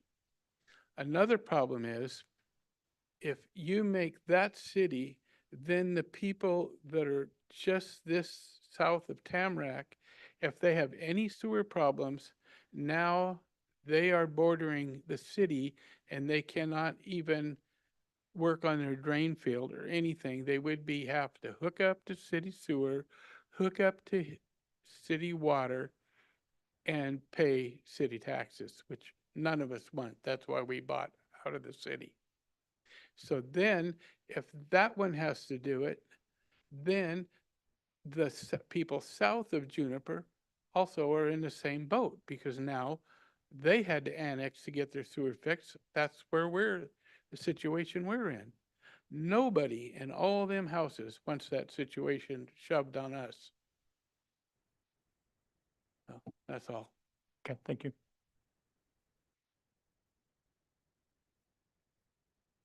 Others?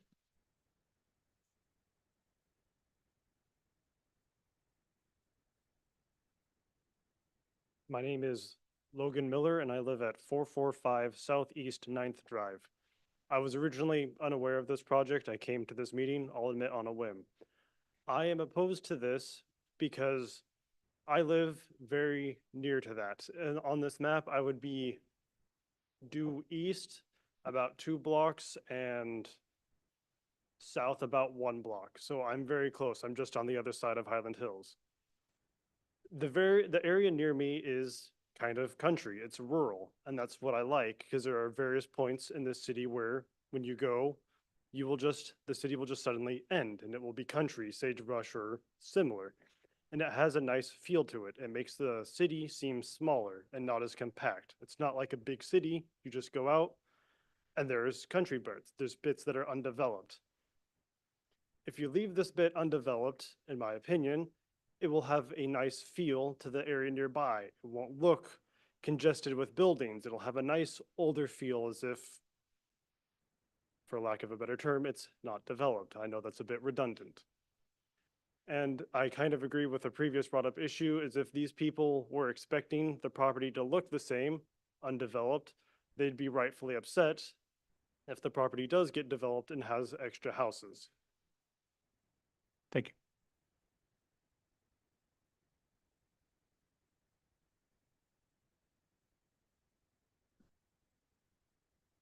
Hello, my name is Steve? Derek Osmond. I live at 1079 East Juniper Avenue. It's the one just south of that property. One of the problems I have with this is the fact that they're not wanting to just add some houses. They're wanting to change it to add multifamily houses, which is quite different than what we have.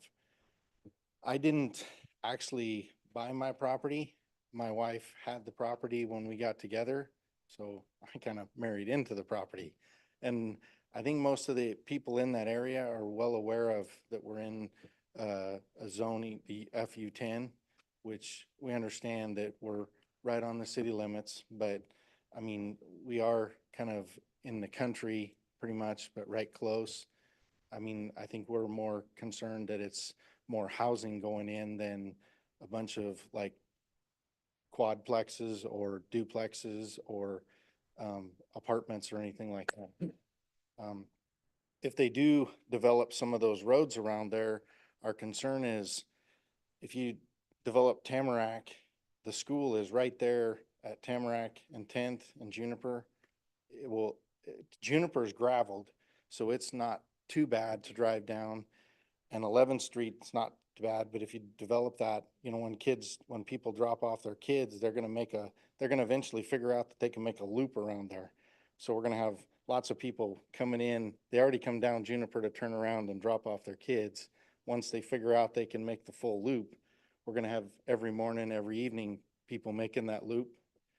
Like it was brought up before, once 11th and Juniper, or 11th and Tamarack are developed, you know, those people to the north are gonna find that that's a nicer way, another way to get out of that area, which is gonna increase a lot of traffic. So that's kind of, I think, the other thing I would have liked to have seen I felt, you know, the people that are developing it don't actually live right in this area either. They do live in our community, but they live somewhere else. You know, the other thing would have been kind of nice would have been for them to maybe come to some of us neighbors that this is going to severely affect, and maybe, you know, we could have avoided some of what we're going through here lately, to maybe talk, you know, ahead of time so that we could have come up with something a little better.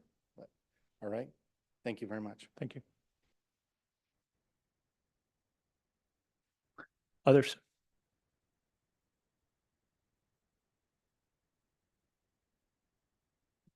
Kenna West, 690 West Sandpiper Avenue.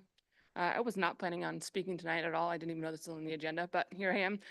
My parents live on East Newport Avenue, and my concern with that property being developed into multifamily homes is the fact that the traffic, since the new subdivision was put on the end of East Newport Avenue, is outrageous. Like, that street is wide enough to be a one-lane street, in my opinion.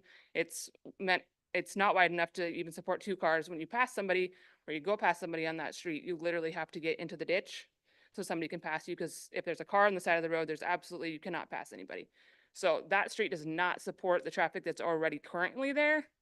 And so if you were to continue, or if you put in that development right there, it would increase the traffic dramatically.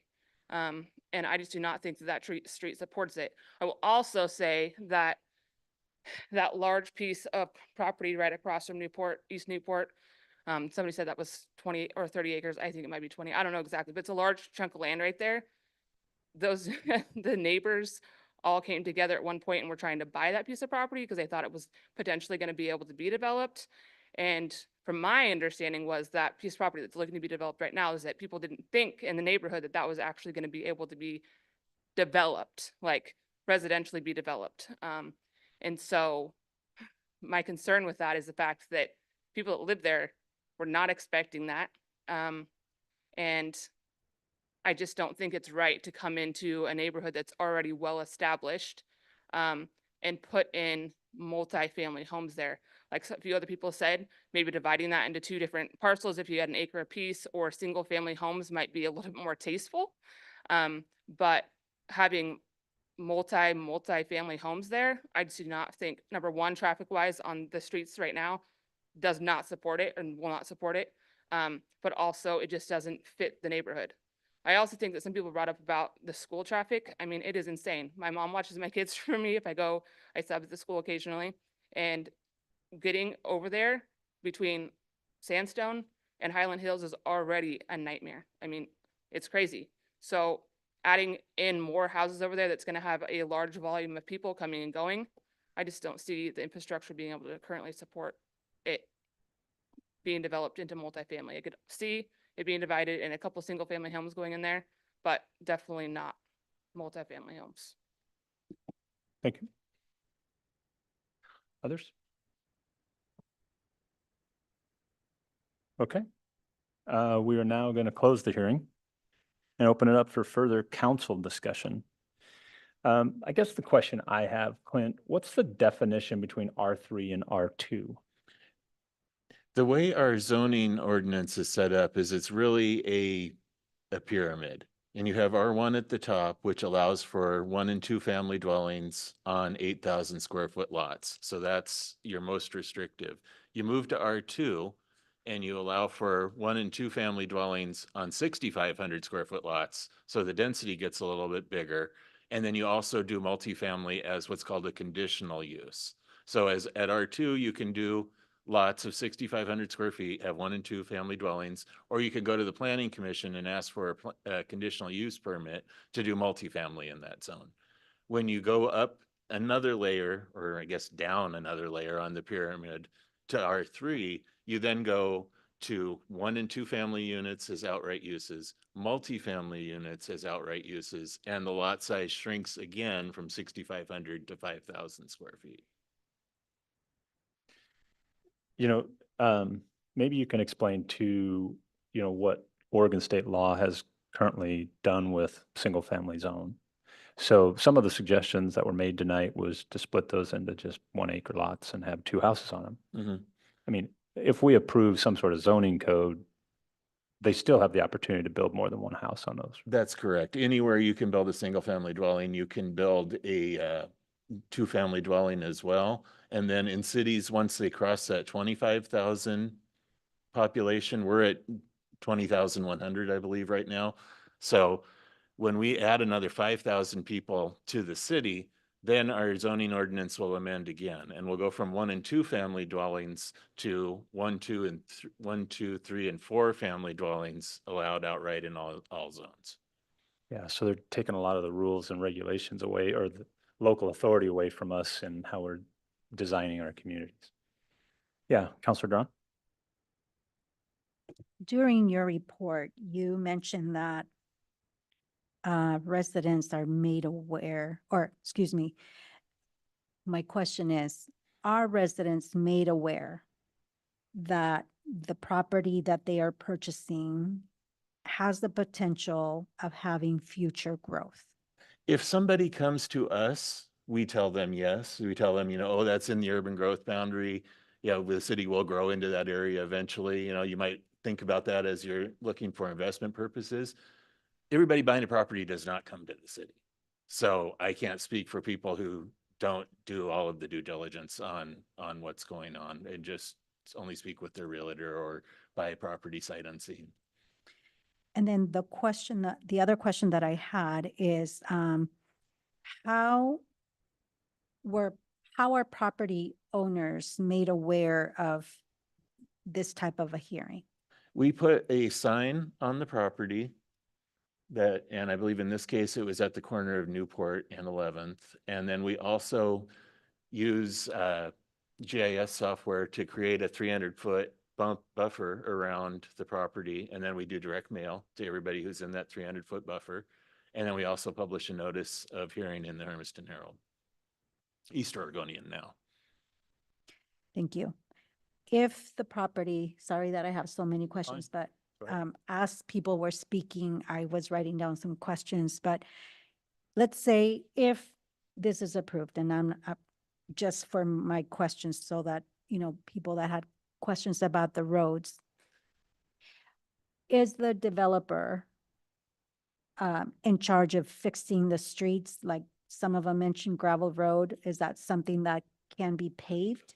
Is that Yes. on the developers? The developer is responsible for mitigating all impacts from their development. So yes, whether that becomes doing a full improvement of the street from their property all the way to 10th Street, whether that's doing full improvement on their frontage and doing additional paving out to 10th Street, whether that's building all 3 streets around it, it really depends on how many units there are and what the traffic impact will be. But it's always the developer's responsibility to mitigate the impacts. And so at that point, do they also do some kind of research about the traffic and how that will increase, or how to best mitigate any more congestion than they may already experience in that area?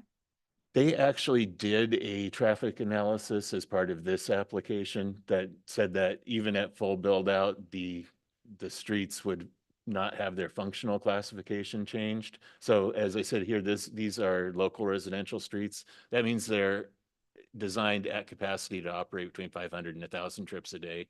So no matter how many units you put onto this, they would still be able to operate at that level, assuming they were fully improved. And if any of the property owners that potentially would be impacted, can they have access to this report? Yeah. Thank you. Explain the 300-foot rule for me. Some of the people spoke tonight about sewer hookup. 300 feet's a long ways. Yeah, Isn't it is. Isn't Highland or 10th already got sewer in the street? Yes. So they're already within 300 feet. Yes. Is that accurate? Okay. Until at least for the first 2 or 3 lots Yeah. would be within 300 feet of the line that's in 10th Street. Yeah. But that's a state rule that once you get to within 300 feet of an endpoint, you have to tie onto it unless there is, a geographic barrier or something. So for instance, we require people to annex to the city limits and tie on if they're within that 300 feet. But in practice, generally the way that works is, well, if if the line ends here and there's two lots that are each 100 feet wide and this guy who's 200 feet down has a failed system, we wouldn't require them to annex because they're not adjacent to city limits. In the case of the streets here, if a line were to come down 11th Street, people on the south side of Juniper, for instance, you would still have that whole geographic area between Tamarack and Juniper. So even if you're within 300 feet, you wouldn't be tying on. So each lot is really a case by case basis, but you have to think of that 300 feet and then look at the conditions on the ground each time it comes up. And so do they bring the sewer from Newport or from 10th Street? It would come down Newport. Newport, yeah. Other questions? Yeah, Councilor Myers. At what point in the development does the road improvement come in? Comes concurrent with building of a dwelling. So like they can build a house and only improve that part? It depends on how you look at it. So if you build, let's take it as a 2-acre parcel. If you build one house on 2 acres, you would build the part that we call a development site in our code, which means the area that you disturb necessary for your building. But if you're building one house on 2 acres, but you've created 6 or 8 lots, that's a subdivision. And at the point you build a subdivision, then you have to improve the streets around it. So you could build one house, but have 8 other lots there and still require street improvements. But if it was just one house on one lot as 2 acres, that would not be a triggering for all of the street improvements that a larger development would. Okay.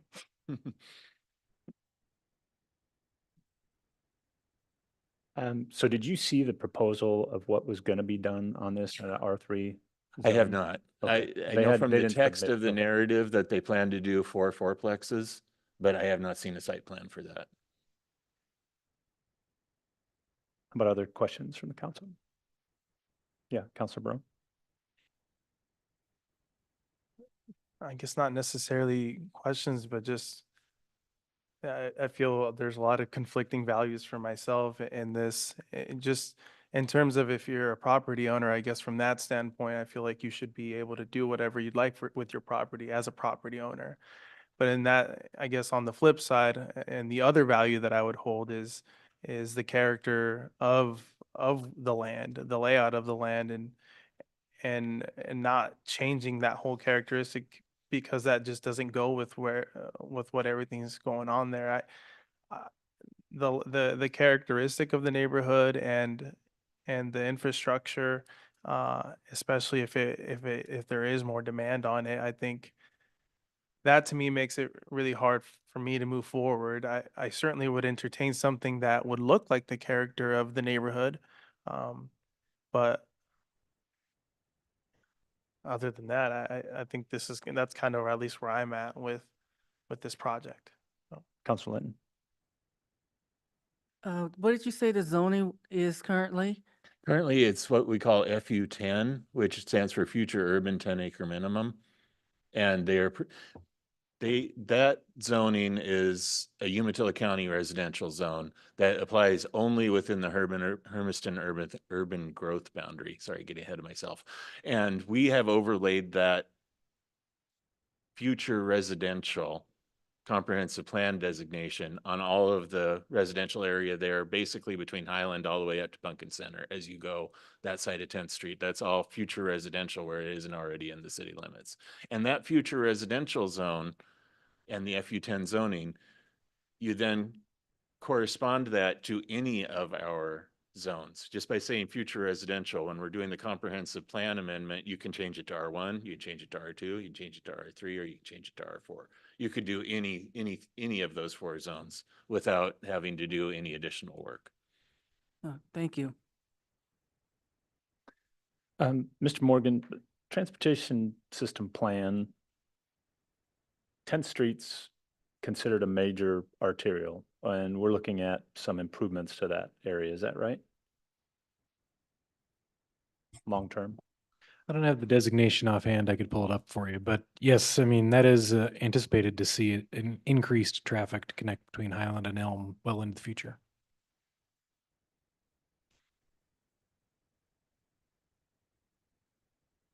the concern I have is here have a landowner that wants to develop housing. And one of our strategic goals is to try and provide more housing to our community, and affordable housing. You know, that has been very difficult to come by for a lot of folks. And so, but I also have similar concerns about, you know, the neighborhood makeup.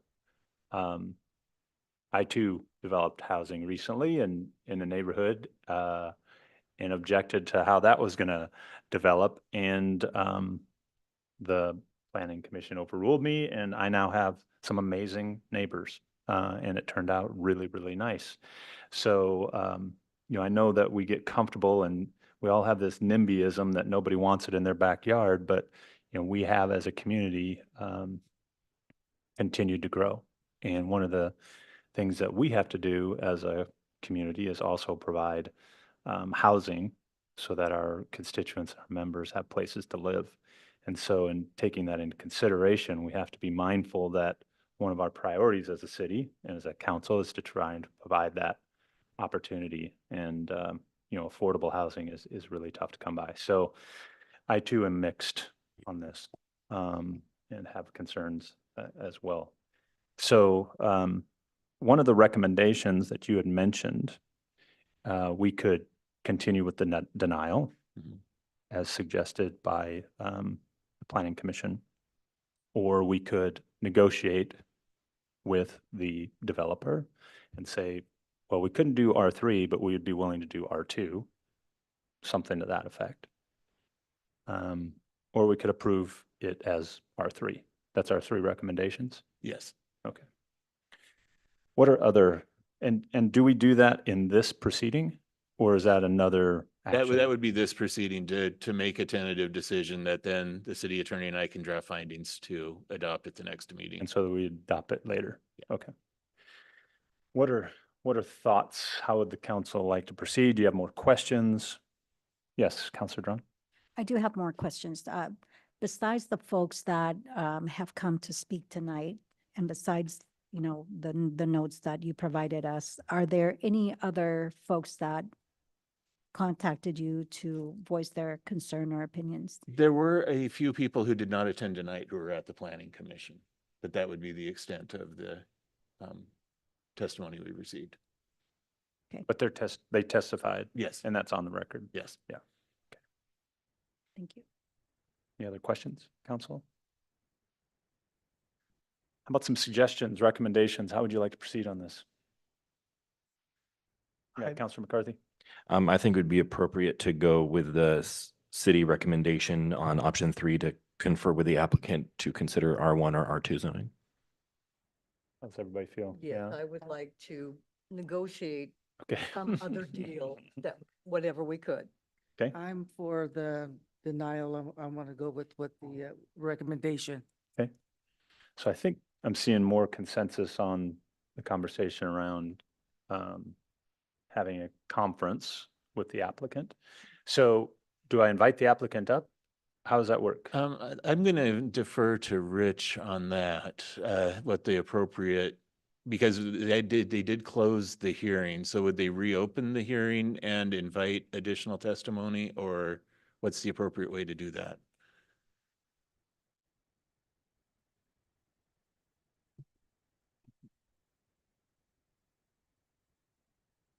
I think it would be appropriate to reopen the hearing so that there could be discussion about between the applicant and the city council. And then that would open a door for rebuttal from any of the other folks that have spoke tonight, just so that we make sure we're covering all the bases. Okay. Is that how we'd like to proceed? Okay. So I will reopen the hearing for additional conversation and invite the applicant, come on up, have a seat up front here with us, please. And Ms. Reyes, yes? I know that Felipe is not here this evening, so I don't know if you can speak to this on your own. Okay. Or if you need to confer with attorney or your spouse or whatever, we're comfortable with that. But I think the council has some desire to potentially approve zoning for your property to annex it into the city at a lower level than what you had asked for. I know tonight you were advocating for the R3 zoning. Would you be amenable to something other than that, or are you only set with the R3 zoning? No, I'm willing to go with the R2, which I read a little bit more about that too, and I'm open to work with, with our neighbors. And yes, maybe not do a single development, but understand their point of view. They don't want that many neighbors, but if they are okay with having a little extra neighbors and doing an R2, I'm totally fine with that. Okay, any questions for Ms. Reyes? Okay. Okay, thank you. Any other proponents that would like to speak in favor of an R2 zoning? Okay, any neutral parties that would like to speak in favor of an R2 zoning? How about opponents? Zoning. Come on up.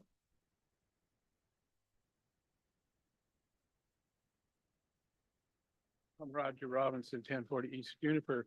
Would you explain to us what R2 is? I couldn't kind of explain that earlier. Can you explain that again, R2?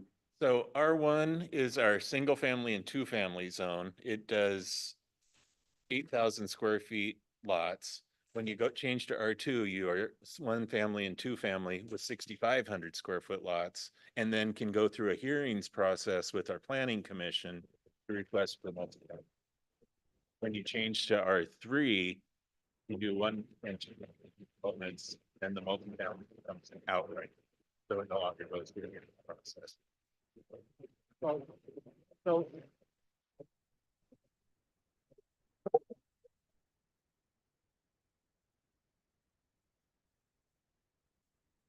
Lily broke it. Actually, that was me. I moved it from the table Oh, over okay. there, so I'll take that one. Nice try. so if it turns to R2, are we talking fourplexes or single family houses or what? It can be one and two family houses as an outright use. It can go to the planning commission to request a conditional use process where you would have the same type of hearing that we did last week. For if somebody were to do fourplexes. What I'm kind of curious about is why would you go against what your planning commission suggested you do? That seems silly to me. Why do you have a planning commission if you don't take their advice? Thank you.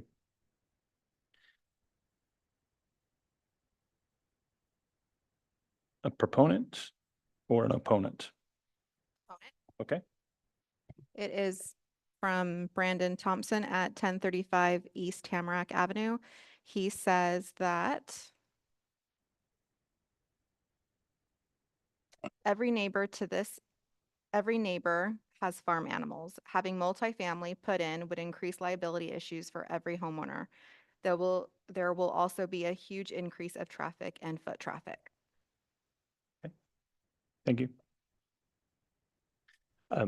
For clarification again, R1 is essentially non-existent. There really is no functional difference between R1 and R2 now, just the minimum lot size is the only thing that's changed.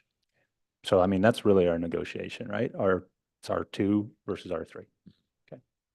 Yeah, Councilor Linton. I just wanted to say Sorry, before you comment, I need to make sure we got all the testimony out of the way. Come on up. Opponent, right? Kenna West, 690 West Sandpiper Avenue. I guess after listening to people talking here, I guess I'm just confused.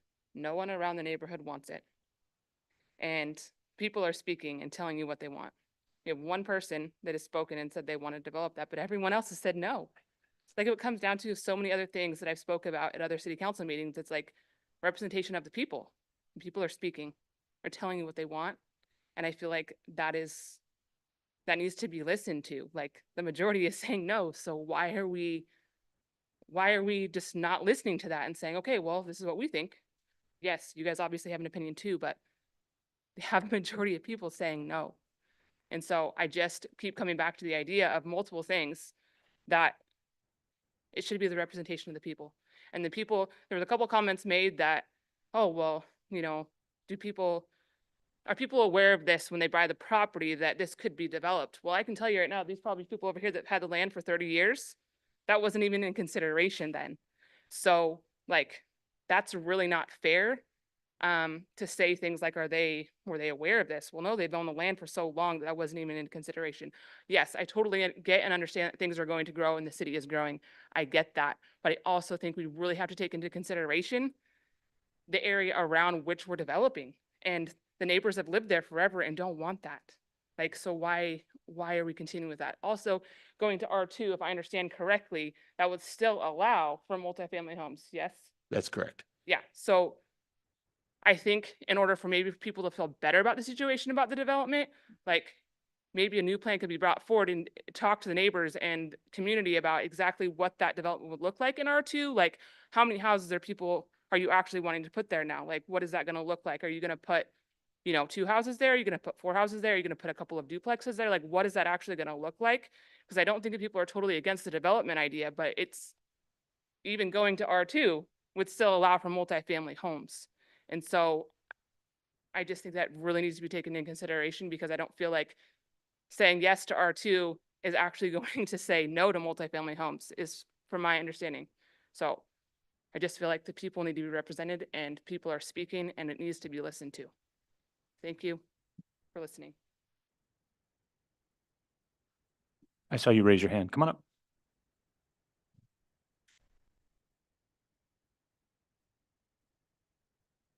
Derek Osmond, 1079 East Juniper. Actually, I think my question was on the R2, which it sounded like you could still put an application in for the multifamilies. I think she kind of asked that question. So that was pretty much what mine was. Thank you. Thank you. Other comments? Yeah, come on up.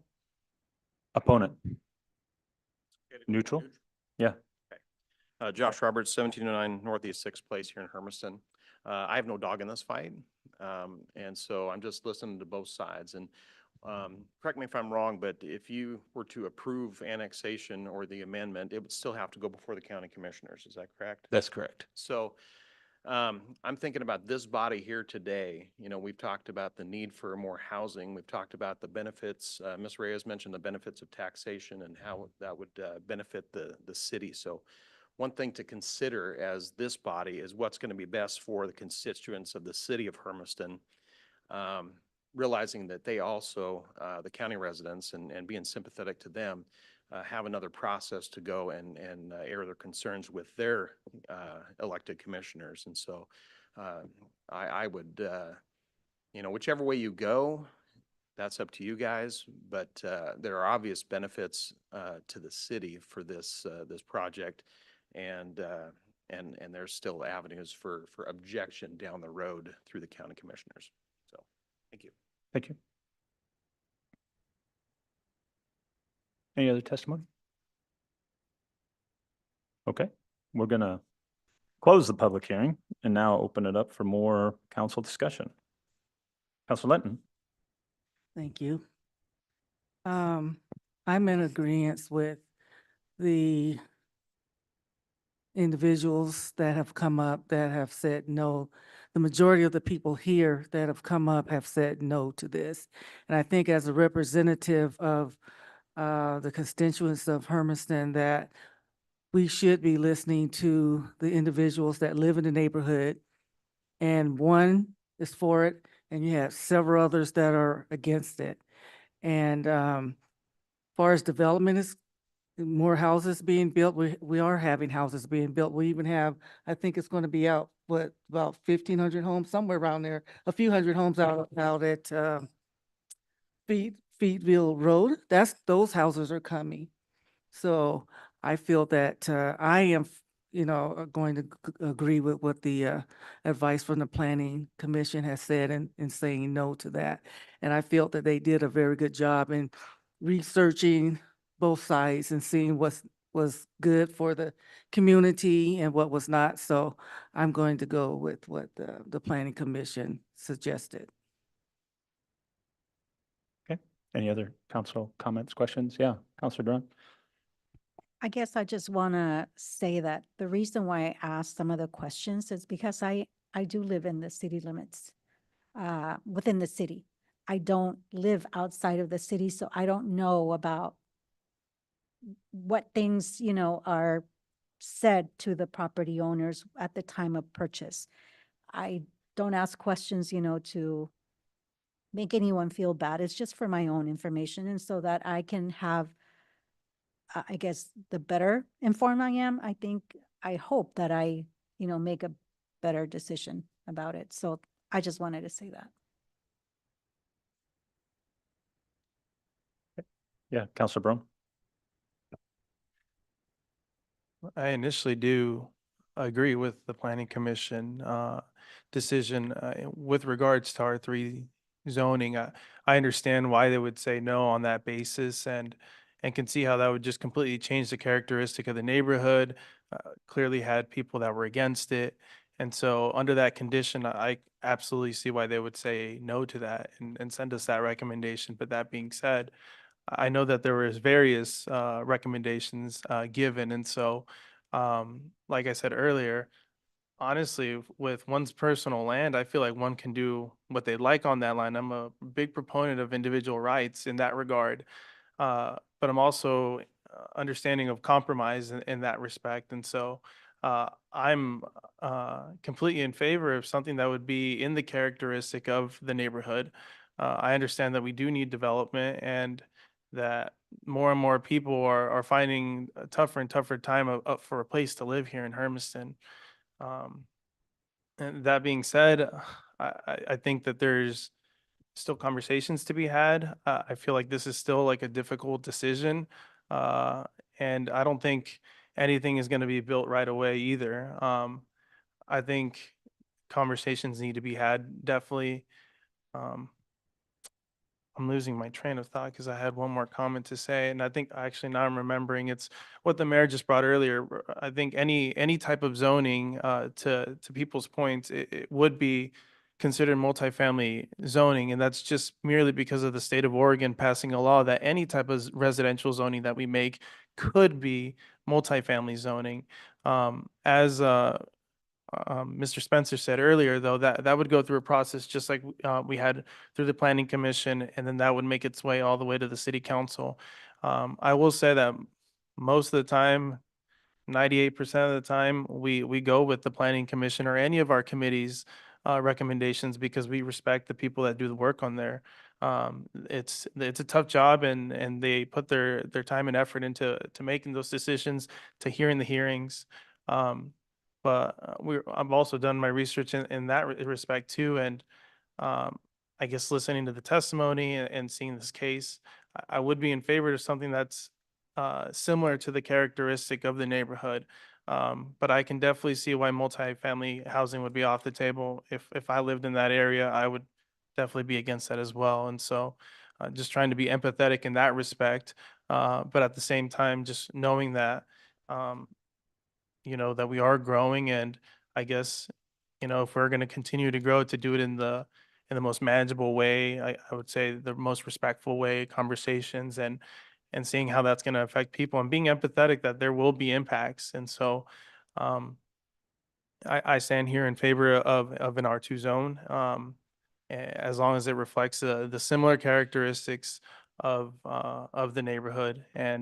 Um, again, I know that if there is an appeal to the planning commission, uh, to really make sure that the community members are notified, and I know that happens already, but just really want to emphasize that point because I think that's where most definitely I would agree and stand behind the residents of that community. I don't want to change the characteristics of that neighborhood. So if that were ever to come before here, if I'm still in this chair, that's the way I would go. Thank you. So, Clint, there is a council or a staff recommendation in here. Was there some conversation at the planning commission about R3 versus R2 and how they felt about that? Minimal, but yes, they really, what I remember, especially Commissioner Kaplinger saying that the annexation in and of itself is not the issue so much as that there was not really an adequate case made for the R3 zoning. And so that's kind of how I structured this staff report, building off of that. Okay. And your recommendation, I'm assuming this is your recommendation in the council report, Yeah, is for an R2. yeah. Councilor McCarthy? I think you've answered this, but just, I want to make sure I've asked it my way so I understand it correctly. Would it be in the planning commission's purview to make a recommendation for alternative zoning? If the application is for R3 and they disagree, would they just deny R3 according to their recommendation, but not make a recommendation for R2 or R1? No, they can make an alternate recommendation as well. In fact, when you annexed land over by BMCC earlier this year, it came with an alternate zoning recommendation.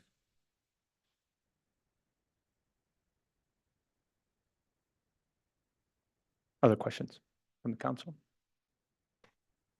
Okay. I would entertain a motion. Don't we already have that motion? Didn't we make it for the, okay. I haven't taken a motion. I motion to accept the amended comprehensive amendment or comprehensive plan instead of R3 to an R2. Okay. Is there a second? Second. Okay. It's been moved by Councilor Brown, seconded by Councilor, I did last time. You should. okay, Duran, that we accept or we recommend R2 zoning and direct staff to prepare the appropriate documents for adoption at the next meeting. Do I still need to take public comment, or that's already included in the original hearing? Clearance closed. Okay. Public comment On the motion.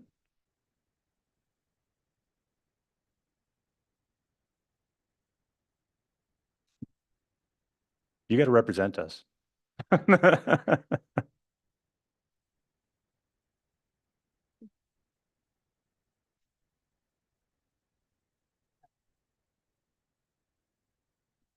Don't need any more public comment. Okay. Roll call. Yes. Yes. No. Yes. Yes. Yes. Motion passes 5-1 with Councilor Linton in the opposition. All right, moving on.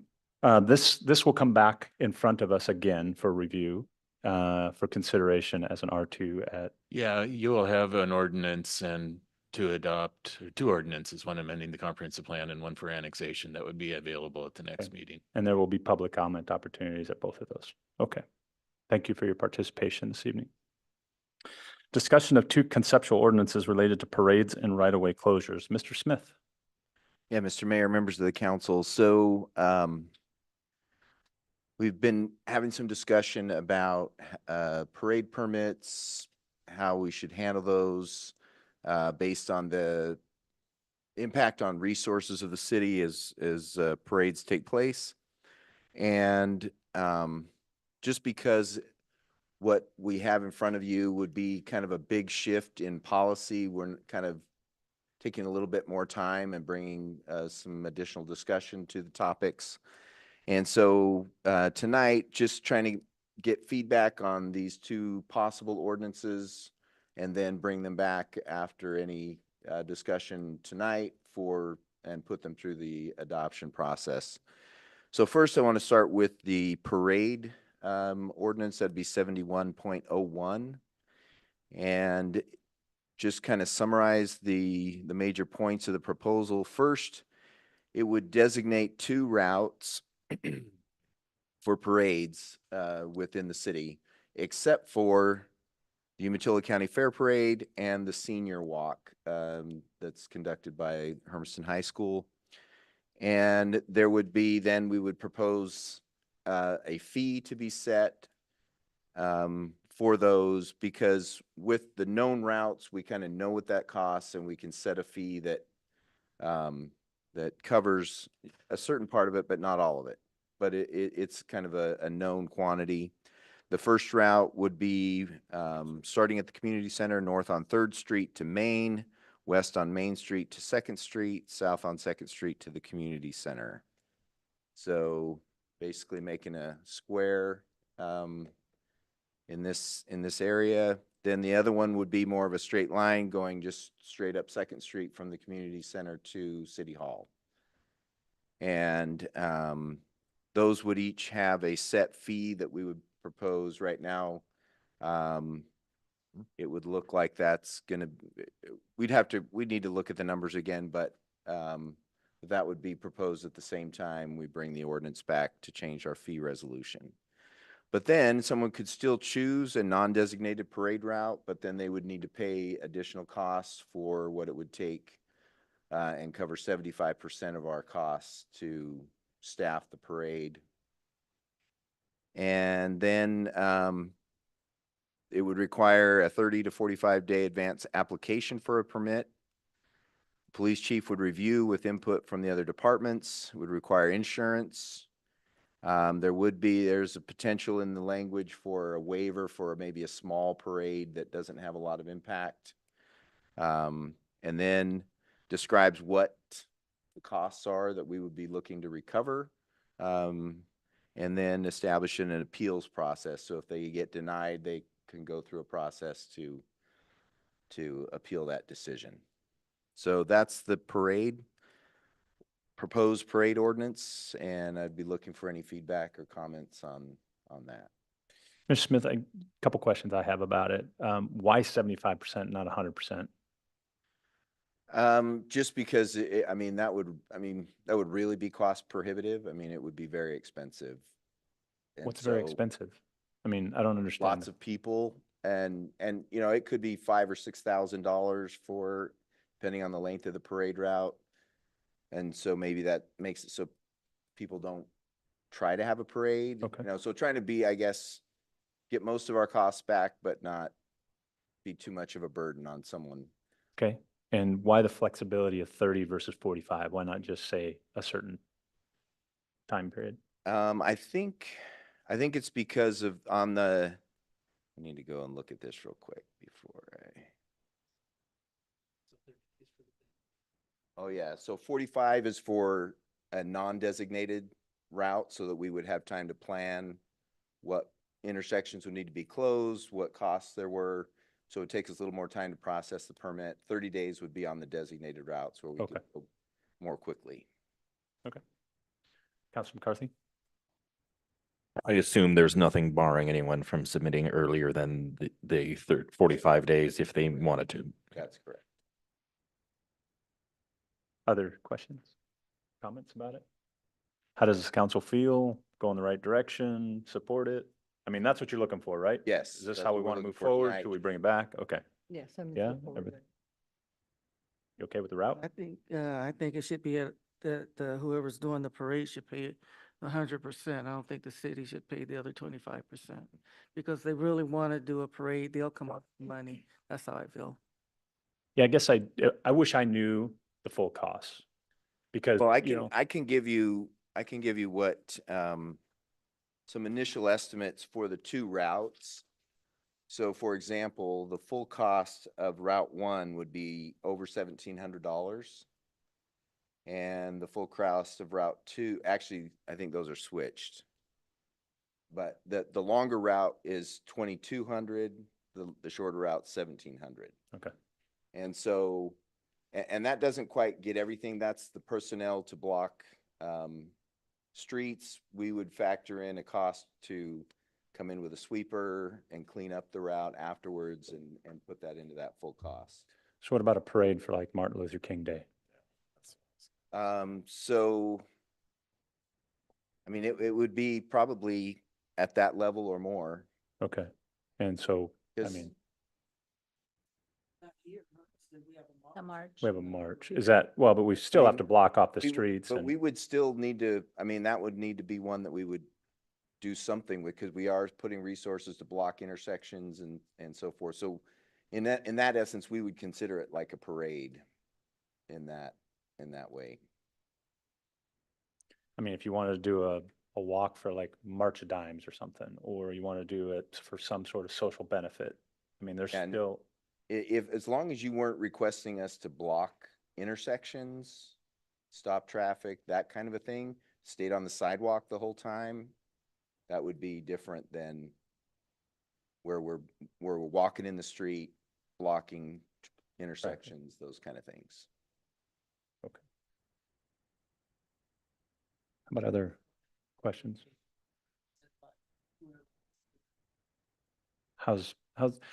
I get the fact that a lot of these parades are often members of our community that are trying to do some sort of goodwill benefit that brings community downtown, right? Or maybe brings culture, brings cheer, brings good favor to the community, and makes people feel good. So I get that added value and benefit. It's something that sometimes people look forward to, like the Umatilla County Fair Parade, right?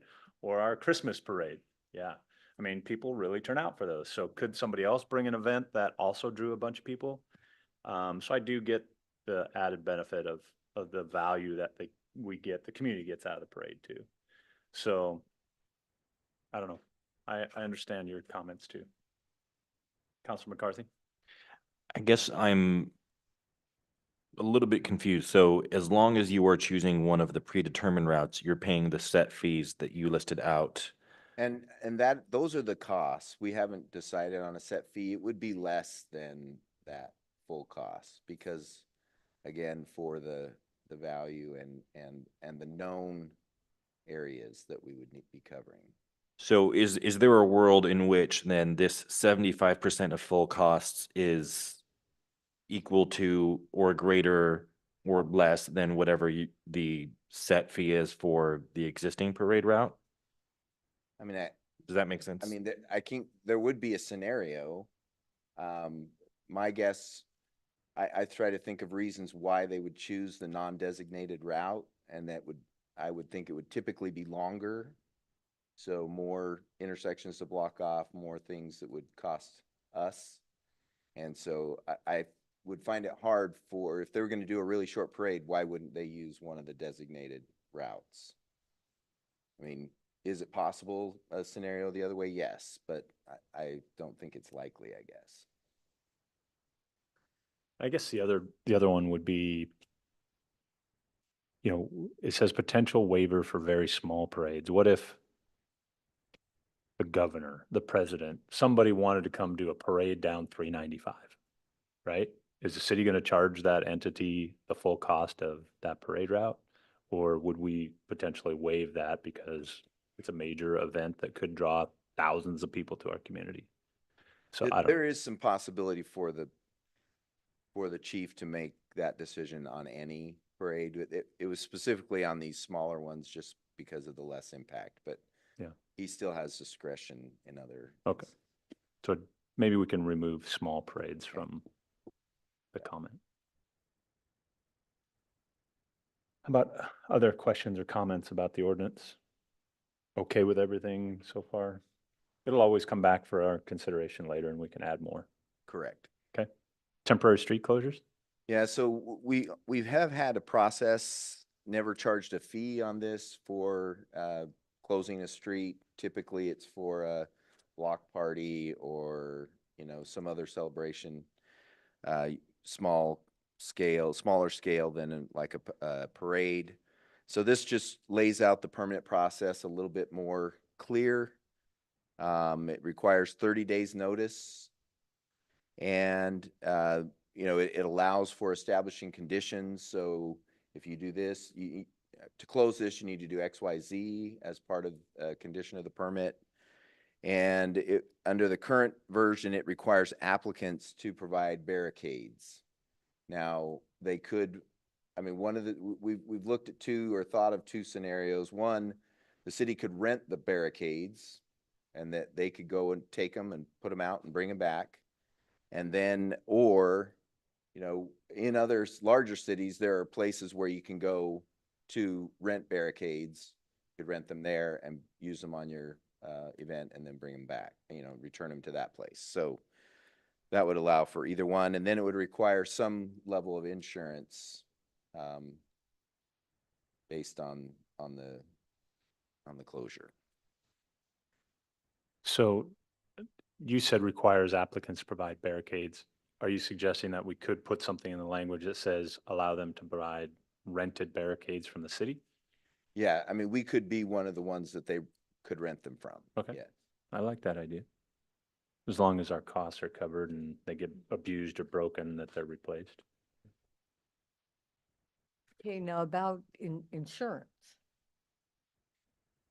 It's currently required, is that right? No. It is not Well, I required. didn't think No, so. and that's, that's the, debate in my mind, or that, we want to encourage neighborhoods to get together. So we had this question we're internally discussing it and asked CIS, and they were like, oh, there is a risk. And so they were like, well, maybe you should make them have insurance and name us as an additional insured and go through all that. But that, there are places where you can buy event insurance like that, where you can just, for a night or whatever, you pay a certain amount and that's your insurance. I mean, those, we could provide information for people to seek that if they were doing a block party or something like that. It really, that risk depends kind of on the location. Some places, it's on a little cul-de-sac. It's not a lot of traffic, but there have been some streets that are through streets that want to close off, and that gets more risky for someone wanting to go around that barricade and then, injuring somebody or possibly worse. So that's why we decided to put some insurance requirement in there. I don't know,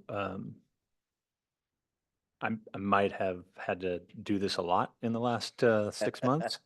But buy event insurance, and it's not cheap. And there were some places where I could buy it from the venue and it was fairly cheap. So, if we could figure out a way that we could pick a vendor or help bring that cost down so that it was much more affordable, so that we said, you are required to have an insurance, and based on how many people you're having or what kind of function it is, it's going to have a band, it's going to have alcohol, it's going to have 3,000 people or 30 people, the cost would vary. But make that something accessible. I think you probably get more likely participation with that. But that's probably not a bad idea to protect the city, especially if we're approving these. Right. Other thoughts? Like that. Yeah. Okay. Sounds good. Okay. So you'll bring those back. We will. We'll work on them and bring them back. Okay. Thank you. All right, resolution number 2333, authorizing an information technology service agreement with the city of Heppner. Mr. Smith. Mr. Mayor, members of the council. So, July 1st, 2022 is when we started doing IT services, and that's been going well, and customers seem to be pleased. Particularly this time, it's a referral from an existing customer to the city of Heppner. That got generated a call to our IT staff. The city in Heppner had an outside vendor that was providing them IT service, and then all of a sudden they just stopped and weren't able to get anybody to come help them. And so they approached our staff. And so what we have before you is really a low hours, 8 hours a month. $960 a month, $11,520 a year.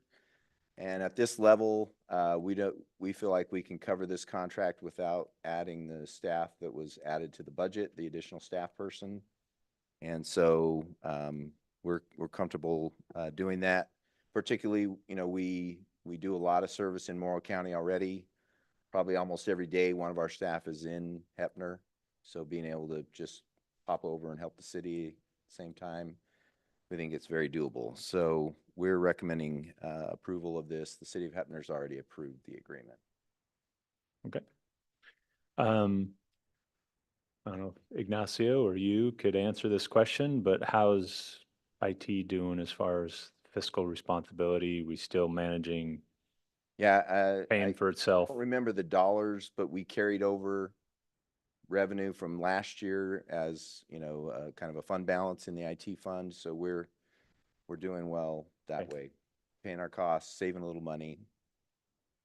Offset is City of Hermiston has a in-house IT service Right, and a readily very, available, very qualified. very affordable. Yeah. Yeah.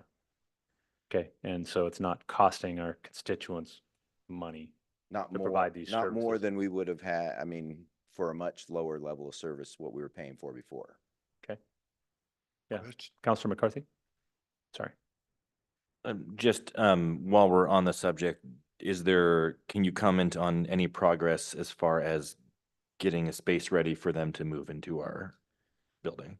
Yeah, and I'll kind of have that in the financial report, but I can give that right now, that everything is in the space downstairs except for lighting.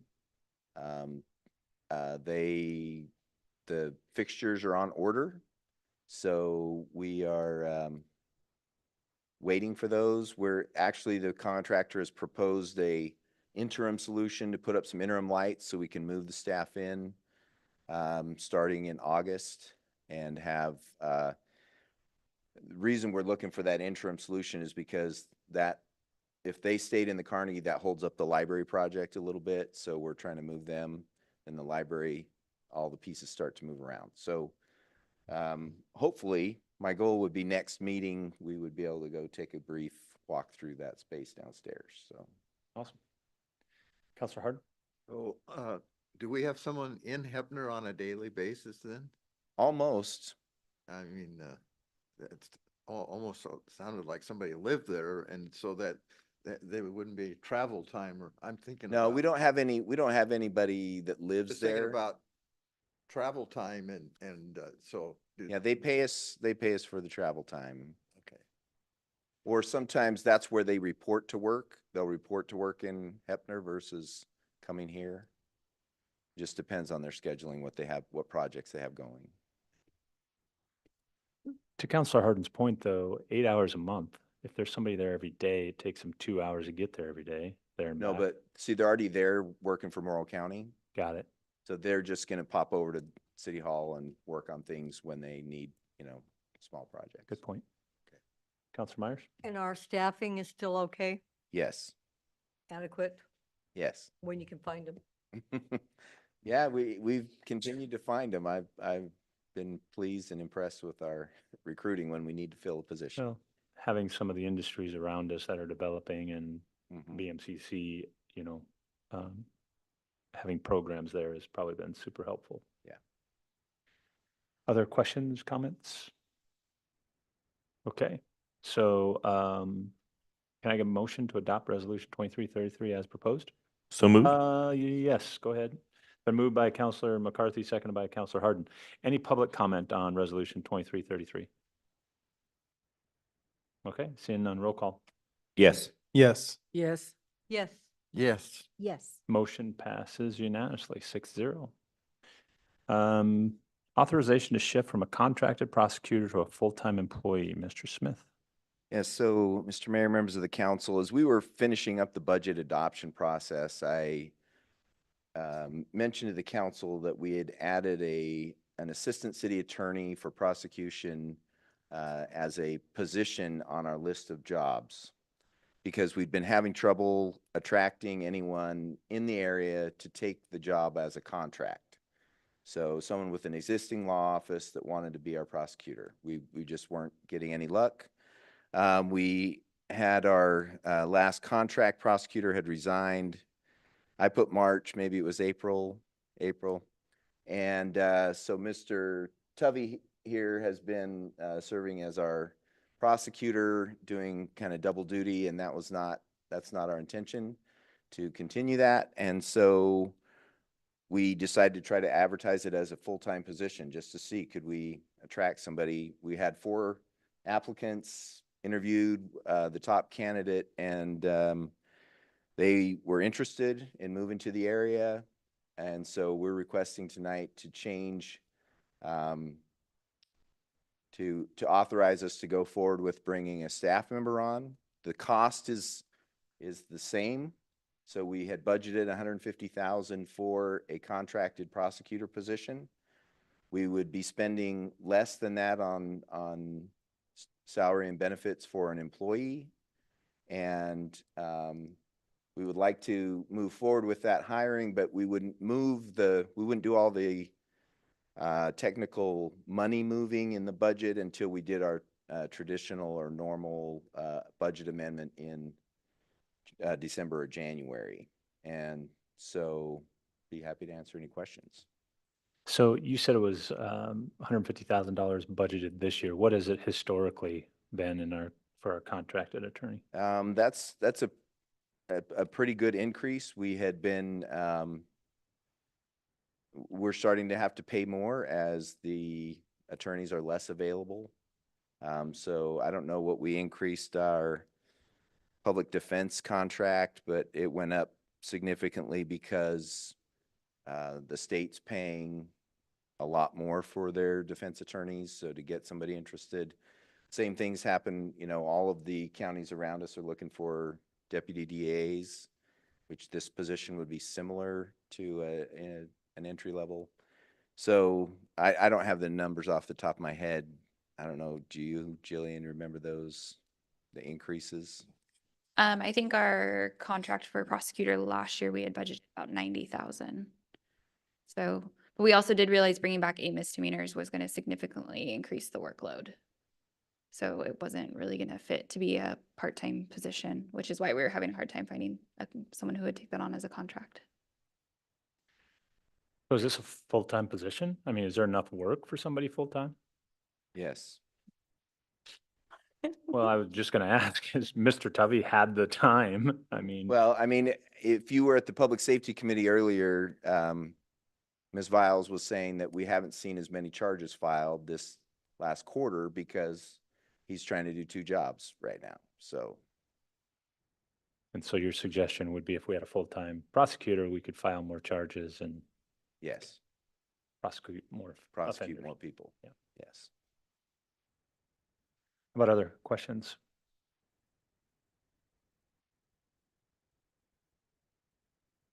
Nothing? How about the judge? You got any comments about this? Nothing.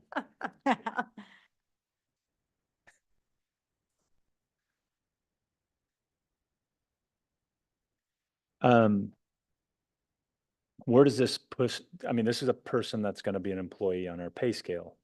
Where does this put them on the pay scale in comparison to other staff and making sure that they fit in on a Well, pay when we scale basis? requested that position to be added, we felt like we put it in a position that compares, you know, with the staff that would be affected by that. Okay. Best we could. Just being respectful and mindful of all the employees that we have, making sure that's appropriate. Anything else, council? Okay, so you have a recommendation, motion to authorize staff to shift to a full-time employee. Any other public comment? Let me figure that out first. No, okay. There's a motion in here to authorize staff to shift to a full-time employee city prosecutor position and return in early 2025 to make official budget amendments to implement the financial changes. Anyone? So moved. Second. It's been moved by Councilor Meyer, seconded by Councilor Barone, that we authorize staff to shift to a full-time employee city prosecutor position and return in early 2025 to make official budget amendments to implement the financial changes. Roll call. Yes. Yes. Yes. Yes. Yes. Yes. Motion passes unanimously. June 2024 financial report, Mr. Smith. Yeah, Mr. Palacios will do. Welcome, right on. Good evening. Mr. Palacios. Am I coming across? Yep. Which one is it? So I'm presenting the June 30, 2024 financial reports. I will touch briefly on the Hermiston Urban Renewal Agency. We're still in the design on Aspen Drive project started. Not much activity going on. The Second Street Gateway project was completed in June. I've discussed this with Byron, and we ended up going slightly over budget on that project due to a small change order. And so we're going to be following up on that to ensure that these kinds of things don't happen, or that we have a good reasoning for it going forward. Any questions on that before I move on? The only question I got about that project is it looks pretty barren. Is there a plan for beautification, trees, some sort of landscape We had to strip the landscaping out to make the budget, but we do have, that we did install irrigation, so we will be moving forward over time to install some plants and. Some of our $1 million tree fund, maybe? I don't know, maybe, yeah. That would be nice. Yeah. That would be nice. Something to kind of beautify it up a little bit. It looks not so pretty.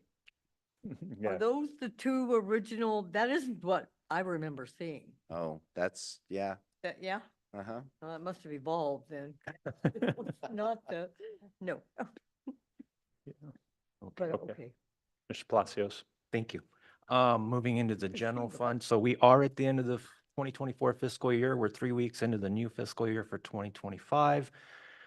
These reports are presented on a monthly basis. So monthly revenues were above projection by about $400,000 at the end of June. That is due to the robust building that's going construction fees. And then we had the first basically full month of pool revenue. So that drove that up by that. In all, annual revenues ended up 8.1% over projections. I will add this caveat though. At the end of June, we're still have about 45 days of invoices and maybe some other receivables that might be coming in. So those could go up or down. In my experience, those usually net to a little bit more on the expense going up, but that'll be completed by we have all the final stuff booked and recorded by the middle of August. So that's what we're working on right now and closing out the books as we call it. Any questions on that? Monthly expenses for the general fund were above projections by $248,000. And I think this is why Chief Jason went on vacation, so he didn't hear me talk about this because it was mostly his fault. It was because we lost quite a few additional vehicles because of the Good Shepherd contract that we're going to have and the upfitting. We had the room to make room for those additional costs, but that's why that ended up 248 over what we projected. And I understand the body cams were older and we've had to replace them for the new technology. So, but overall, annual expenses in the general fund ended up almost 5% under projections. So that's not a bad thing. Any questions on that?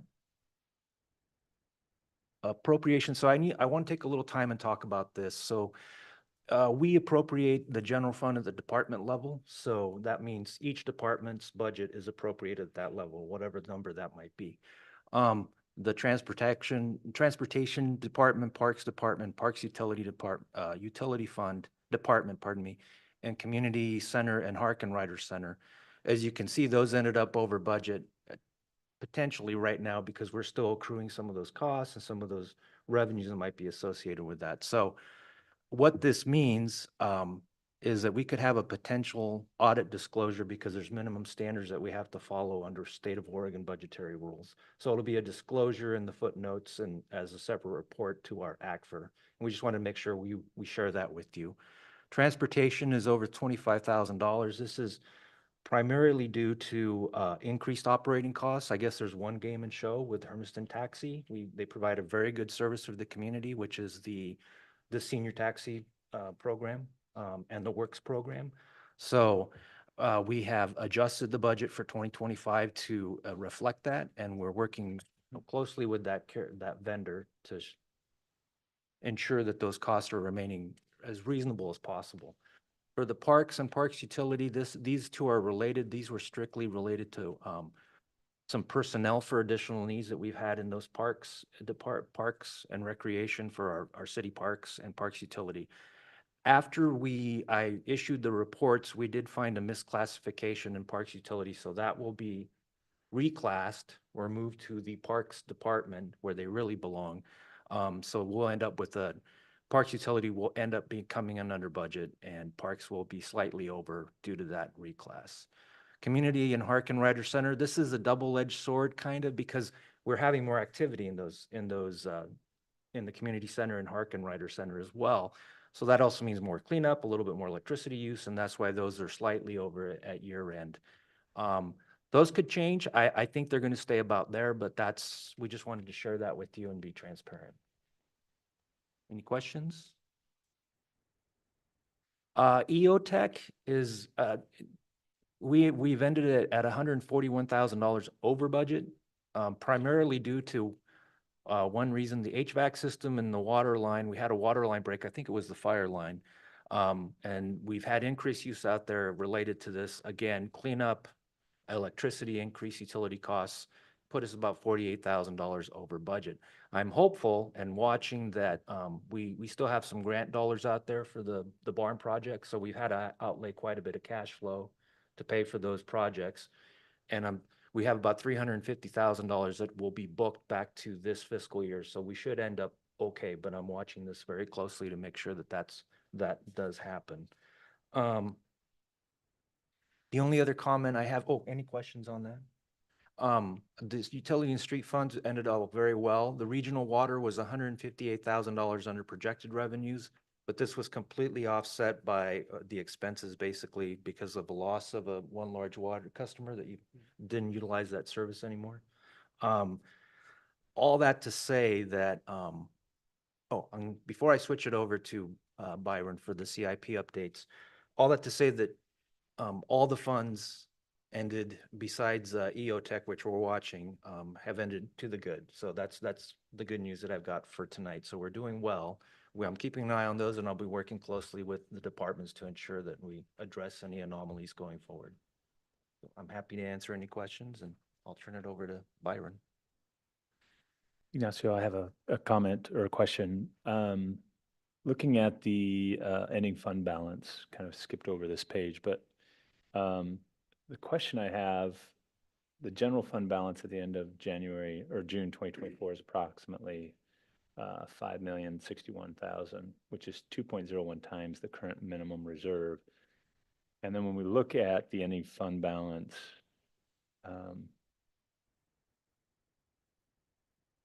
numbers in the picture, the pictures don't necessarily line up. So are the asterisks the actual number where we're at versus what we projected? And the red is the projections and the blue, is that how that works? The blue is the minimum. Blue is the minimum, red is the Red actual? is the actuals, correct. Or what we budgeted for the actual, and the asterisk is the actual? Well, it's the same. It's just representing that the asterisk represents that this is not a projected number anymore. It's the actual. Okay. Yeah, Got it. because I'm changing those as we move forward because the schedule shows it starts with projected for all 12 months, and then as we move through the year. Okay. And I will mention this, and we've talked about this previously, that these reports will be revamped as we move forward. I'm hoping to have something via OpenGov or by fall. Okay. Perfect. Thank you. Any other questions, Council? Okay. Mr. Smith? Yeah, so just to highlight a few of the capital projects and updates, we have a number of projects in design. We're continuing to work at Gear and Harper on the realignment. We actually saw some drafts from the engineers on that just recently, so hopefully we'll be able to move forward. And we have a couple of well controls and other things moving in the on the water side.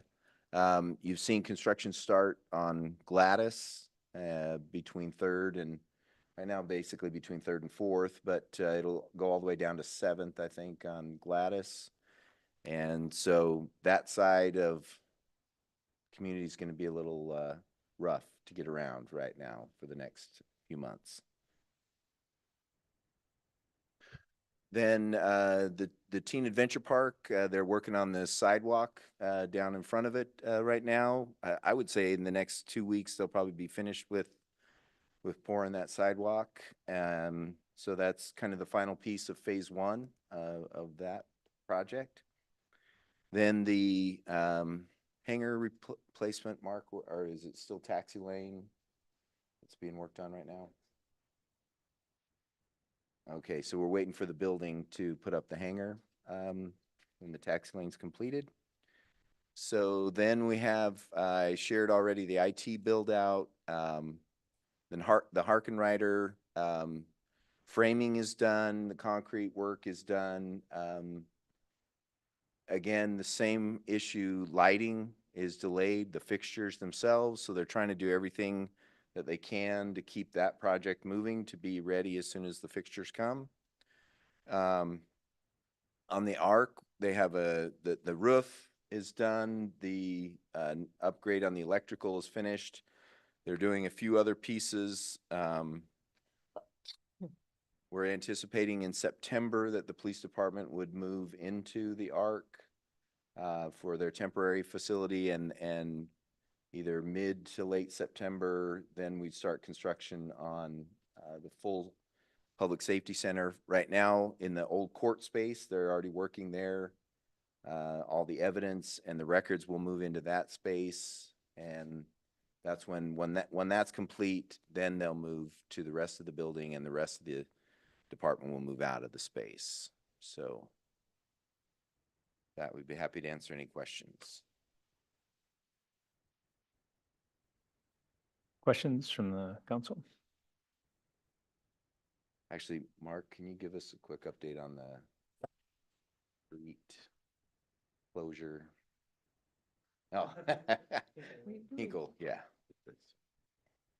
Yeah, so some of you may have noticed that if you're trying to get down to Feedville using First, it takes a lot longer to get down there. So that is for the construction of the non-contact cooling water discharge pipeline from the Amazon campuses. And so they've had that closed for about 2 weeks now. They're asking to continue the full closure for a few more weeks. We haven't received a lot of complaints from folks about that closure, so we're pushing back on the contractor, asking them to use an automated flagger for the next few weeks, but we'll see off and on closures and reopenings over the next few weeks as they continue that project.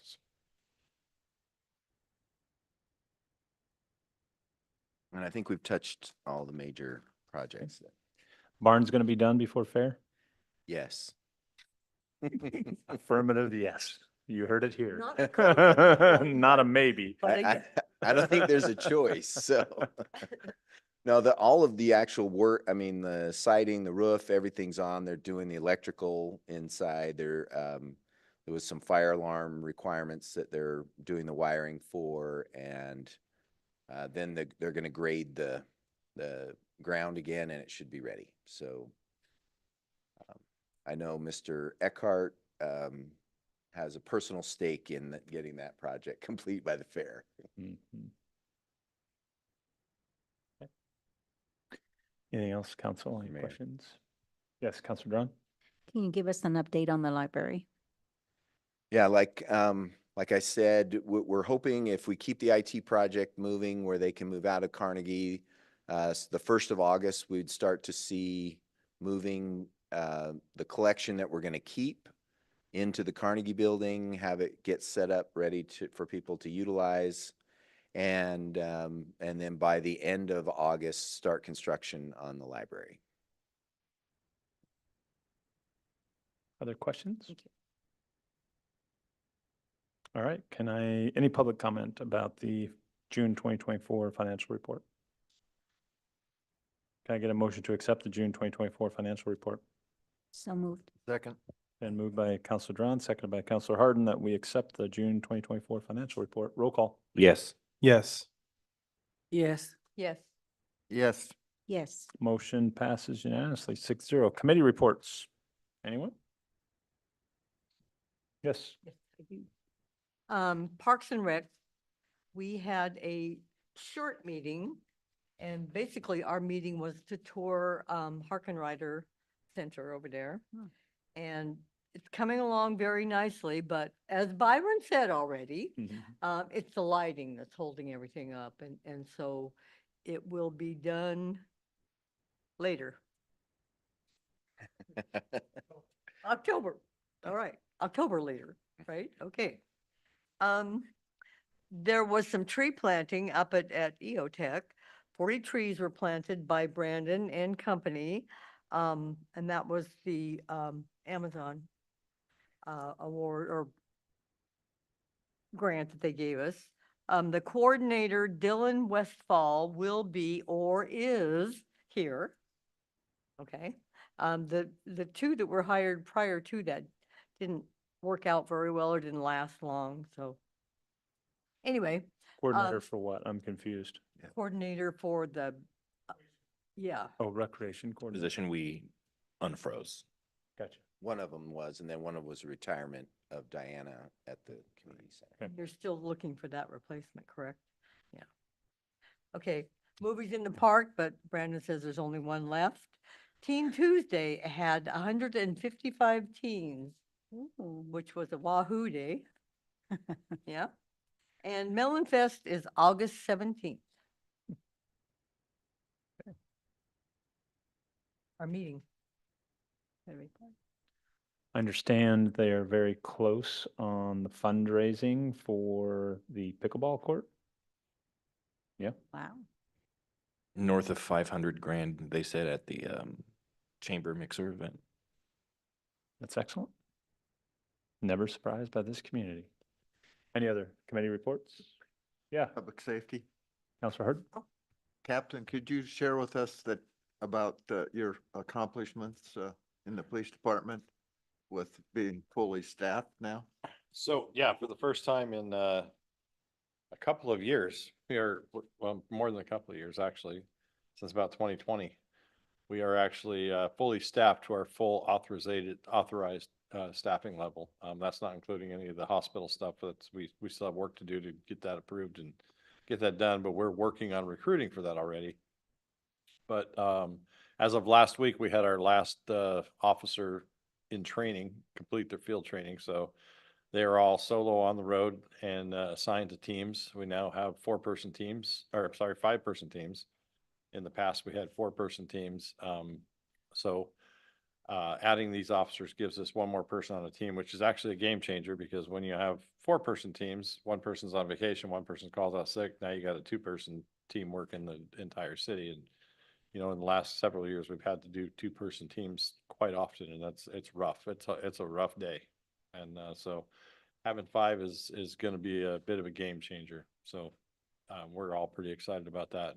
And we still have a few people out on administrative, or sorry, personal leaves and leaves of absence. And they're we should have everybody back in the next 3 or 4 months. And some are medical, some are other issues, and so we're going to get through that, and then every team will be at 5. In addition, we've also been able to add back our traffic officers, so traffic enforcement is going full bore ahead, and that's pretty much it. Great. So I thought it was good to hear from the horse's mouth over there. So nice. All right, Court, you got something to add? HPD's keeping us busy. I see your days average length of time for filling to adjudication has been to violation cases is down to 17 days. So Yeah, at our last public safety meeting, I had brought up in 2023, that number had kind of gone up. When I came on 2022, I got it down. So the number I look at is from the days a violation is filed with us to the days they enter a sentence and there's a judgment. Because the longer that case is open, the more my staff is handling it, the more time it's taking. So we want it to be a smooth and easy process for the defendant. So in 2023, when Judge Ben Dixon came on, that number went up a little bit, and that was kind of due to him figuring out what he wanted to do and putting in some new processes in place and stuff. And now we've gotten that all ironed out, and our number is back down. Our average for 2024 is 17 days from the time we first get that case to it's done. We're now prosecuting A misdemeanors. We are. So that number isn't for A misdemeanors, that's for violations. But yes, we are prosecuting A misdemeanors, like we had mentioned before with Mr. Tuvey wearing 2 hats. He hasn't had much time to file cases since he's taken that on, but there is a stack of work waiting for whomever we hire. yeah, They will be busy. that number should be going up. So anyhow, you heard it from them. Okay. Good news. Next. Thank you. Other committee reports? Councilor Brown? We had an EOTech meeting. I'm actually going to default to City Manager Smith on that one. I was not at the meeting, so I was actually out. So, but there was an EOTech meeting, and there also was a Hispanic Advisory Committee meeting. Yeah, so at EOTech, we just had some updates on the barn project, and then Luke Swanson was there to talk a little bit more about their efforts to finish off the Heroes project. They hope to be showing off the lights that have been installed at the fair. They hope to have those functioning to help with parking there. And then we just talked a little bit about coordination. We had our fair and rodeo representatives to talk coordination a little bit at the upcoming events.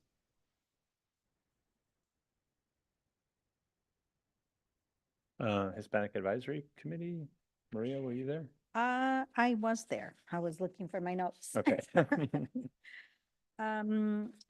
We actually just, I think I reported this already, on this already. We had just a representative from Martha's House and as well as Agape House to talk about, the amount of support that they provide to our community.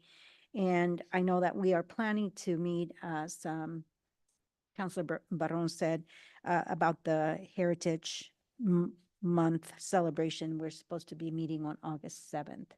So we're going to be discussing more about what that's going to look like, since it's supposed to take place in September. And some of the things that, of course, the committee wants to focus on as part of the goals would be to work with other entities like the League of Women Voters of Oregon to maybe do like more outreach so that the Hispanic community knows about the process of like voting and how to get involved with that. So it's not just because of this election, but overall, it's something that needs to, we feel the importance, of informing people. And that's pretty much it from what I recall. I think that's it. Any other committee reports? Very good. Mayor's report. I was at the OMA conference all last week. Last year, if you remember, I won the Oregon Mayors Association's Large City Mayor of the Year award. This year, I got to award that awardee, and that was Mayor John Turner from Pendleton. So 2 East Oregonian mayors from Umatilla County, back-to-back years, mayors of the year for the large city, even though we're the 30th largest and they're 35th largest city in the state. Just saying. Yeah, proud that we brought both of those 2 awards back to Eastern Oregon. Very good information held at the conference, and they did a good job. It was at in Klamath Falls. Klamath Falls really laid out the red carpet for us and invested a lot of money in hosting that conference. So lots of appreciation for Klamath Falls. Just a couple reminders, Lily sent you out some requests about fair and rodeo tickets and commitments to that. We also have the parade coming up on August 3rd, so making sure that you're aware of that and are going to be able to participate.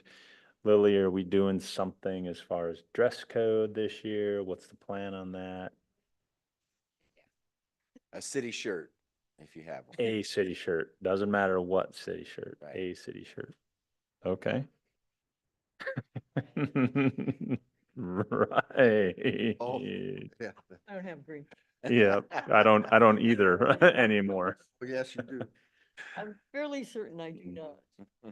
And then city picnics coming up as well. That is August 15th. 15th. Okay. RSVP by the 31st.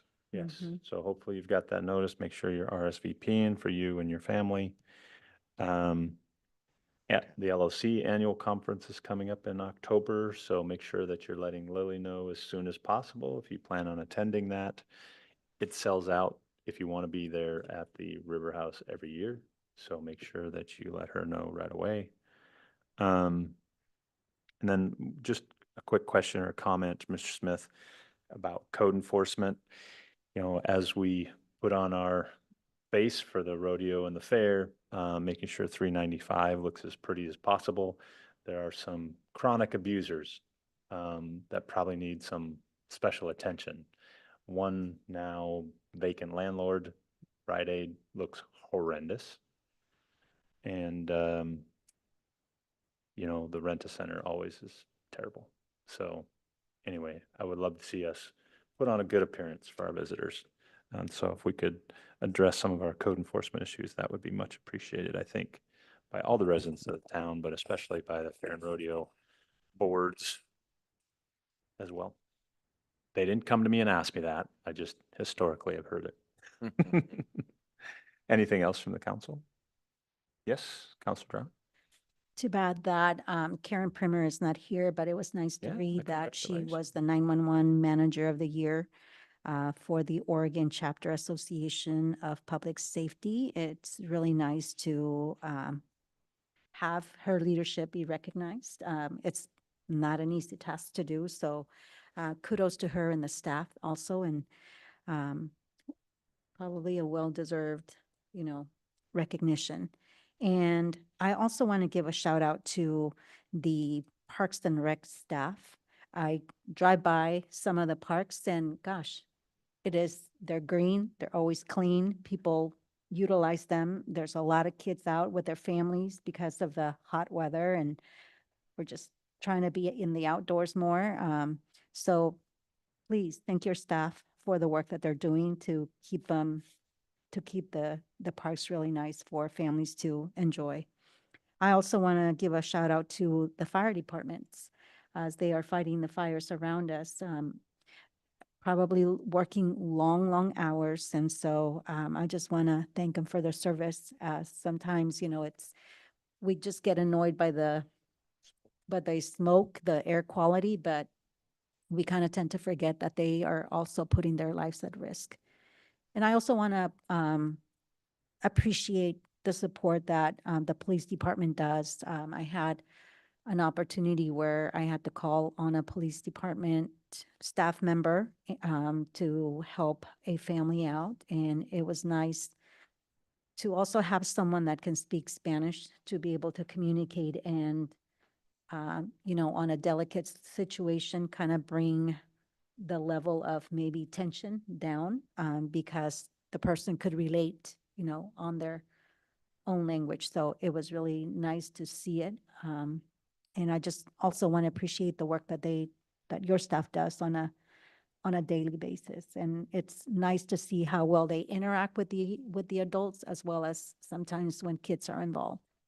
It was really nice to see that interaction play out.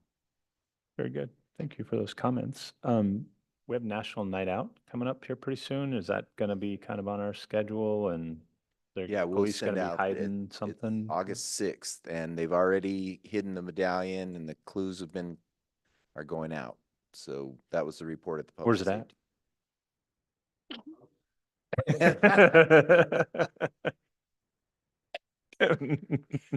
We can't win anyway, so August 6th, hopefully that's on your radar as well, council, to go out and do our ice cream giveaway to the winner. Anything else, council? Yes, Councilor McCarthy? Just want to comment that this last week, I know Councilor Linton and City Manager Smith were there at the Chamber Summer Mixer, which we did a little bit different format this year as a chamber, giving people opportunity. There were at least about 90 people plus there with Food by Delish and a local band. And we didn't really have a program. It just kind of gave people opportunity to meet and mix and network. That's the word I'm looking for. Thank you. And then there was an opportunity which I think was very successful, where people got to talk about the reasons why they love Hermiston. And then I somehow made the assumption that somebody who is not on my board was, because I thought they were the wrong person after they spoke. So as the president, I'll just own up to that embarrassment. So that was fun. But everybody had a lot of fun. We had some other local vendors. There was a new, although I can't remember the name off the top of it, a new local mobile bar vendor where they come out and they provide a bar service at your location. And although I can't remember the name, I think it's Heidi De La Cruz's ice cream business was also there, and Food by Delish. So everybody had a lot of fun and was well attended. And even though it was 100 something degrees, lots of shade. So I think everybody was relatively comfortable. Good. Okay. Anything else? Mr. Smith?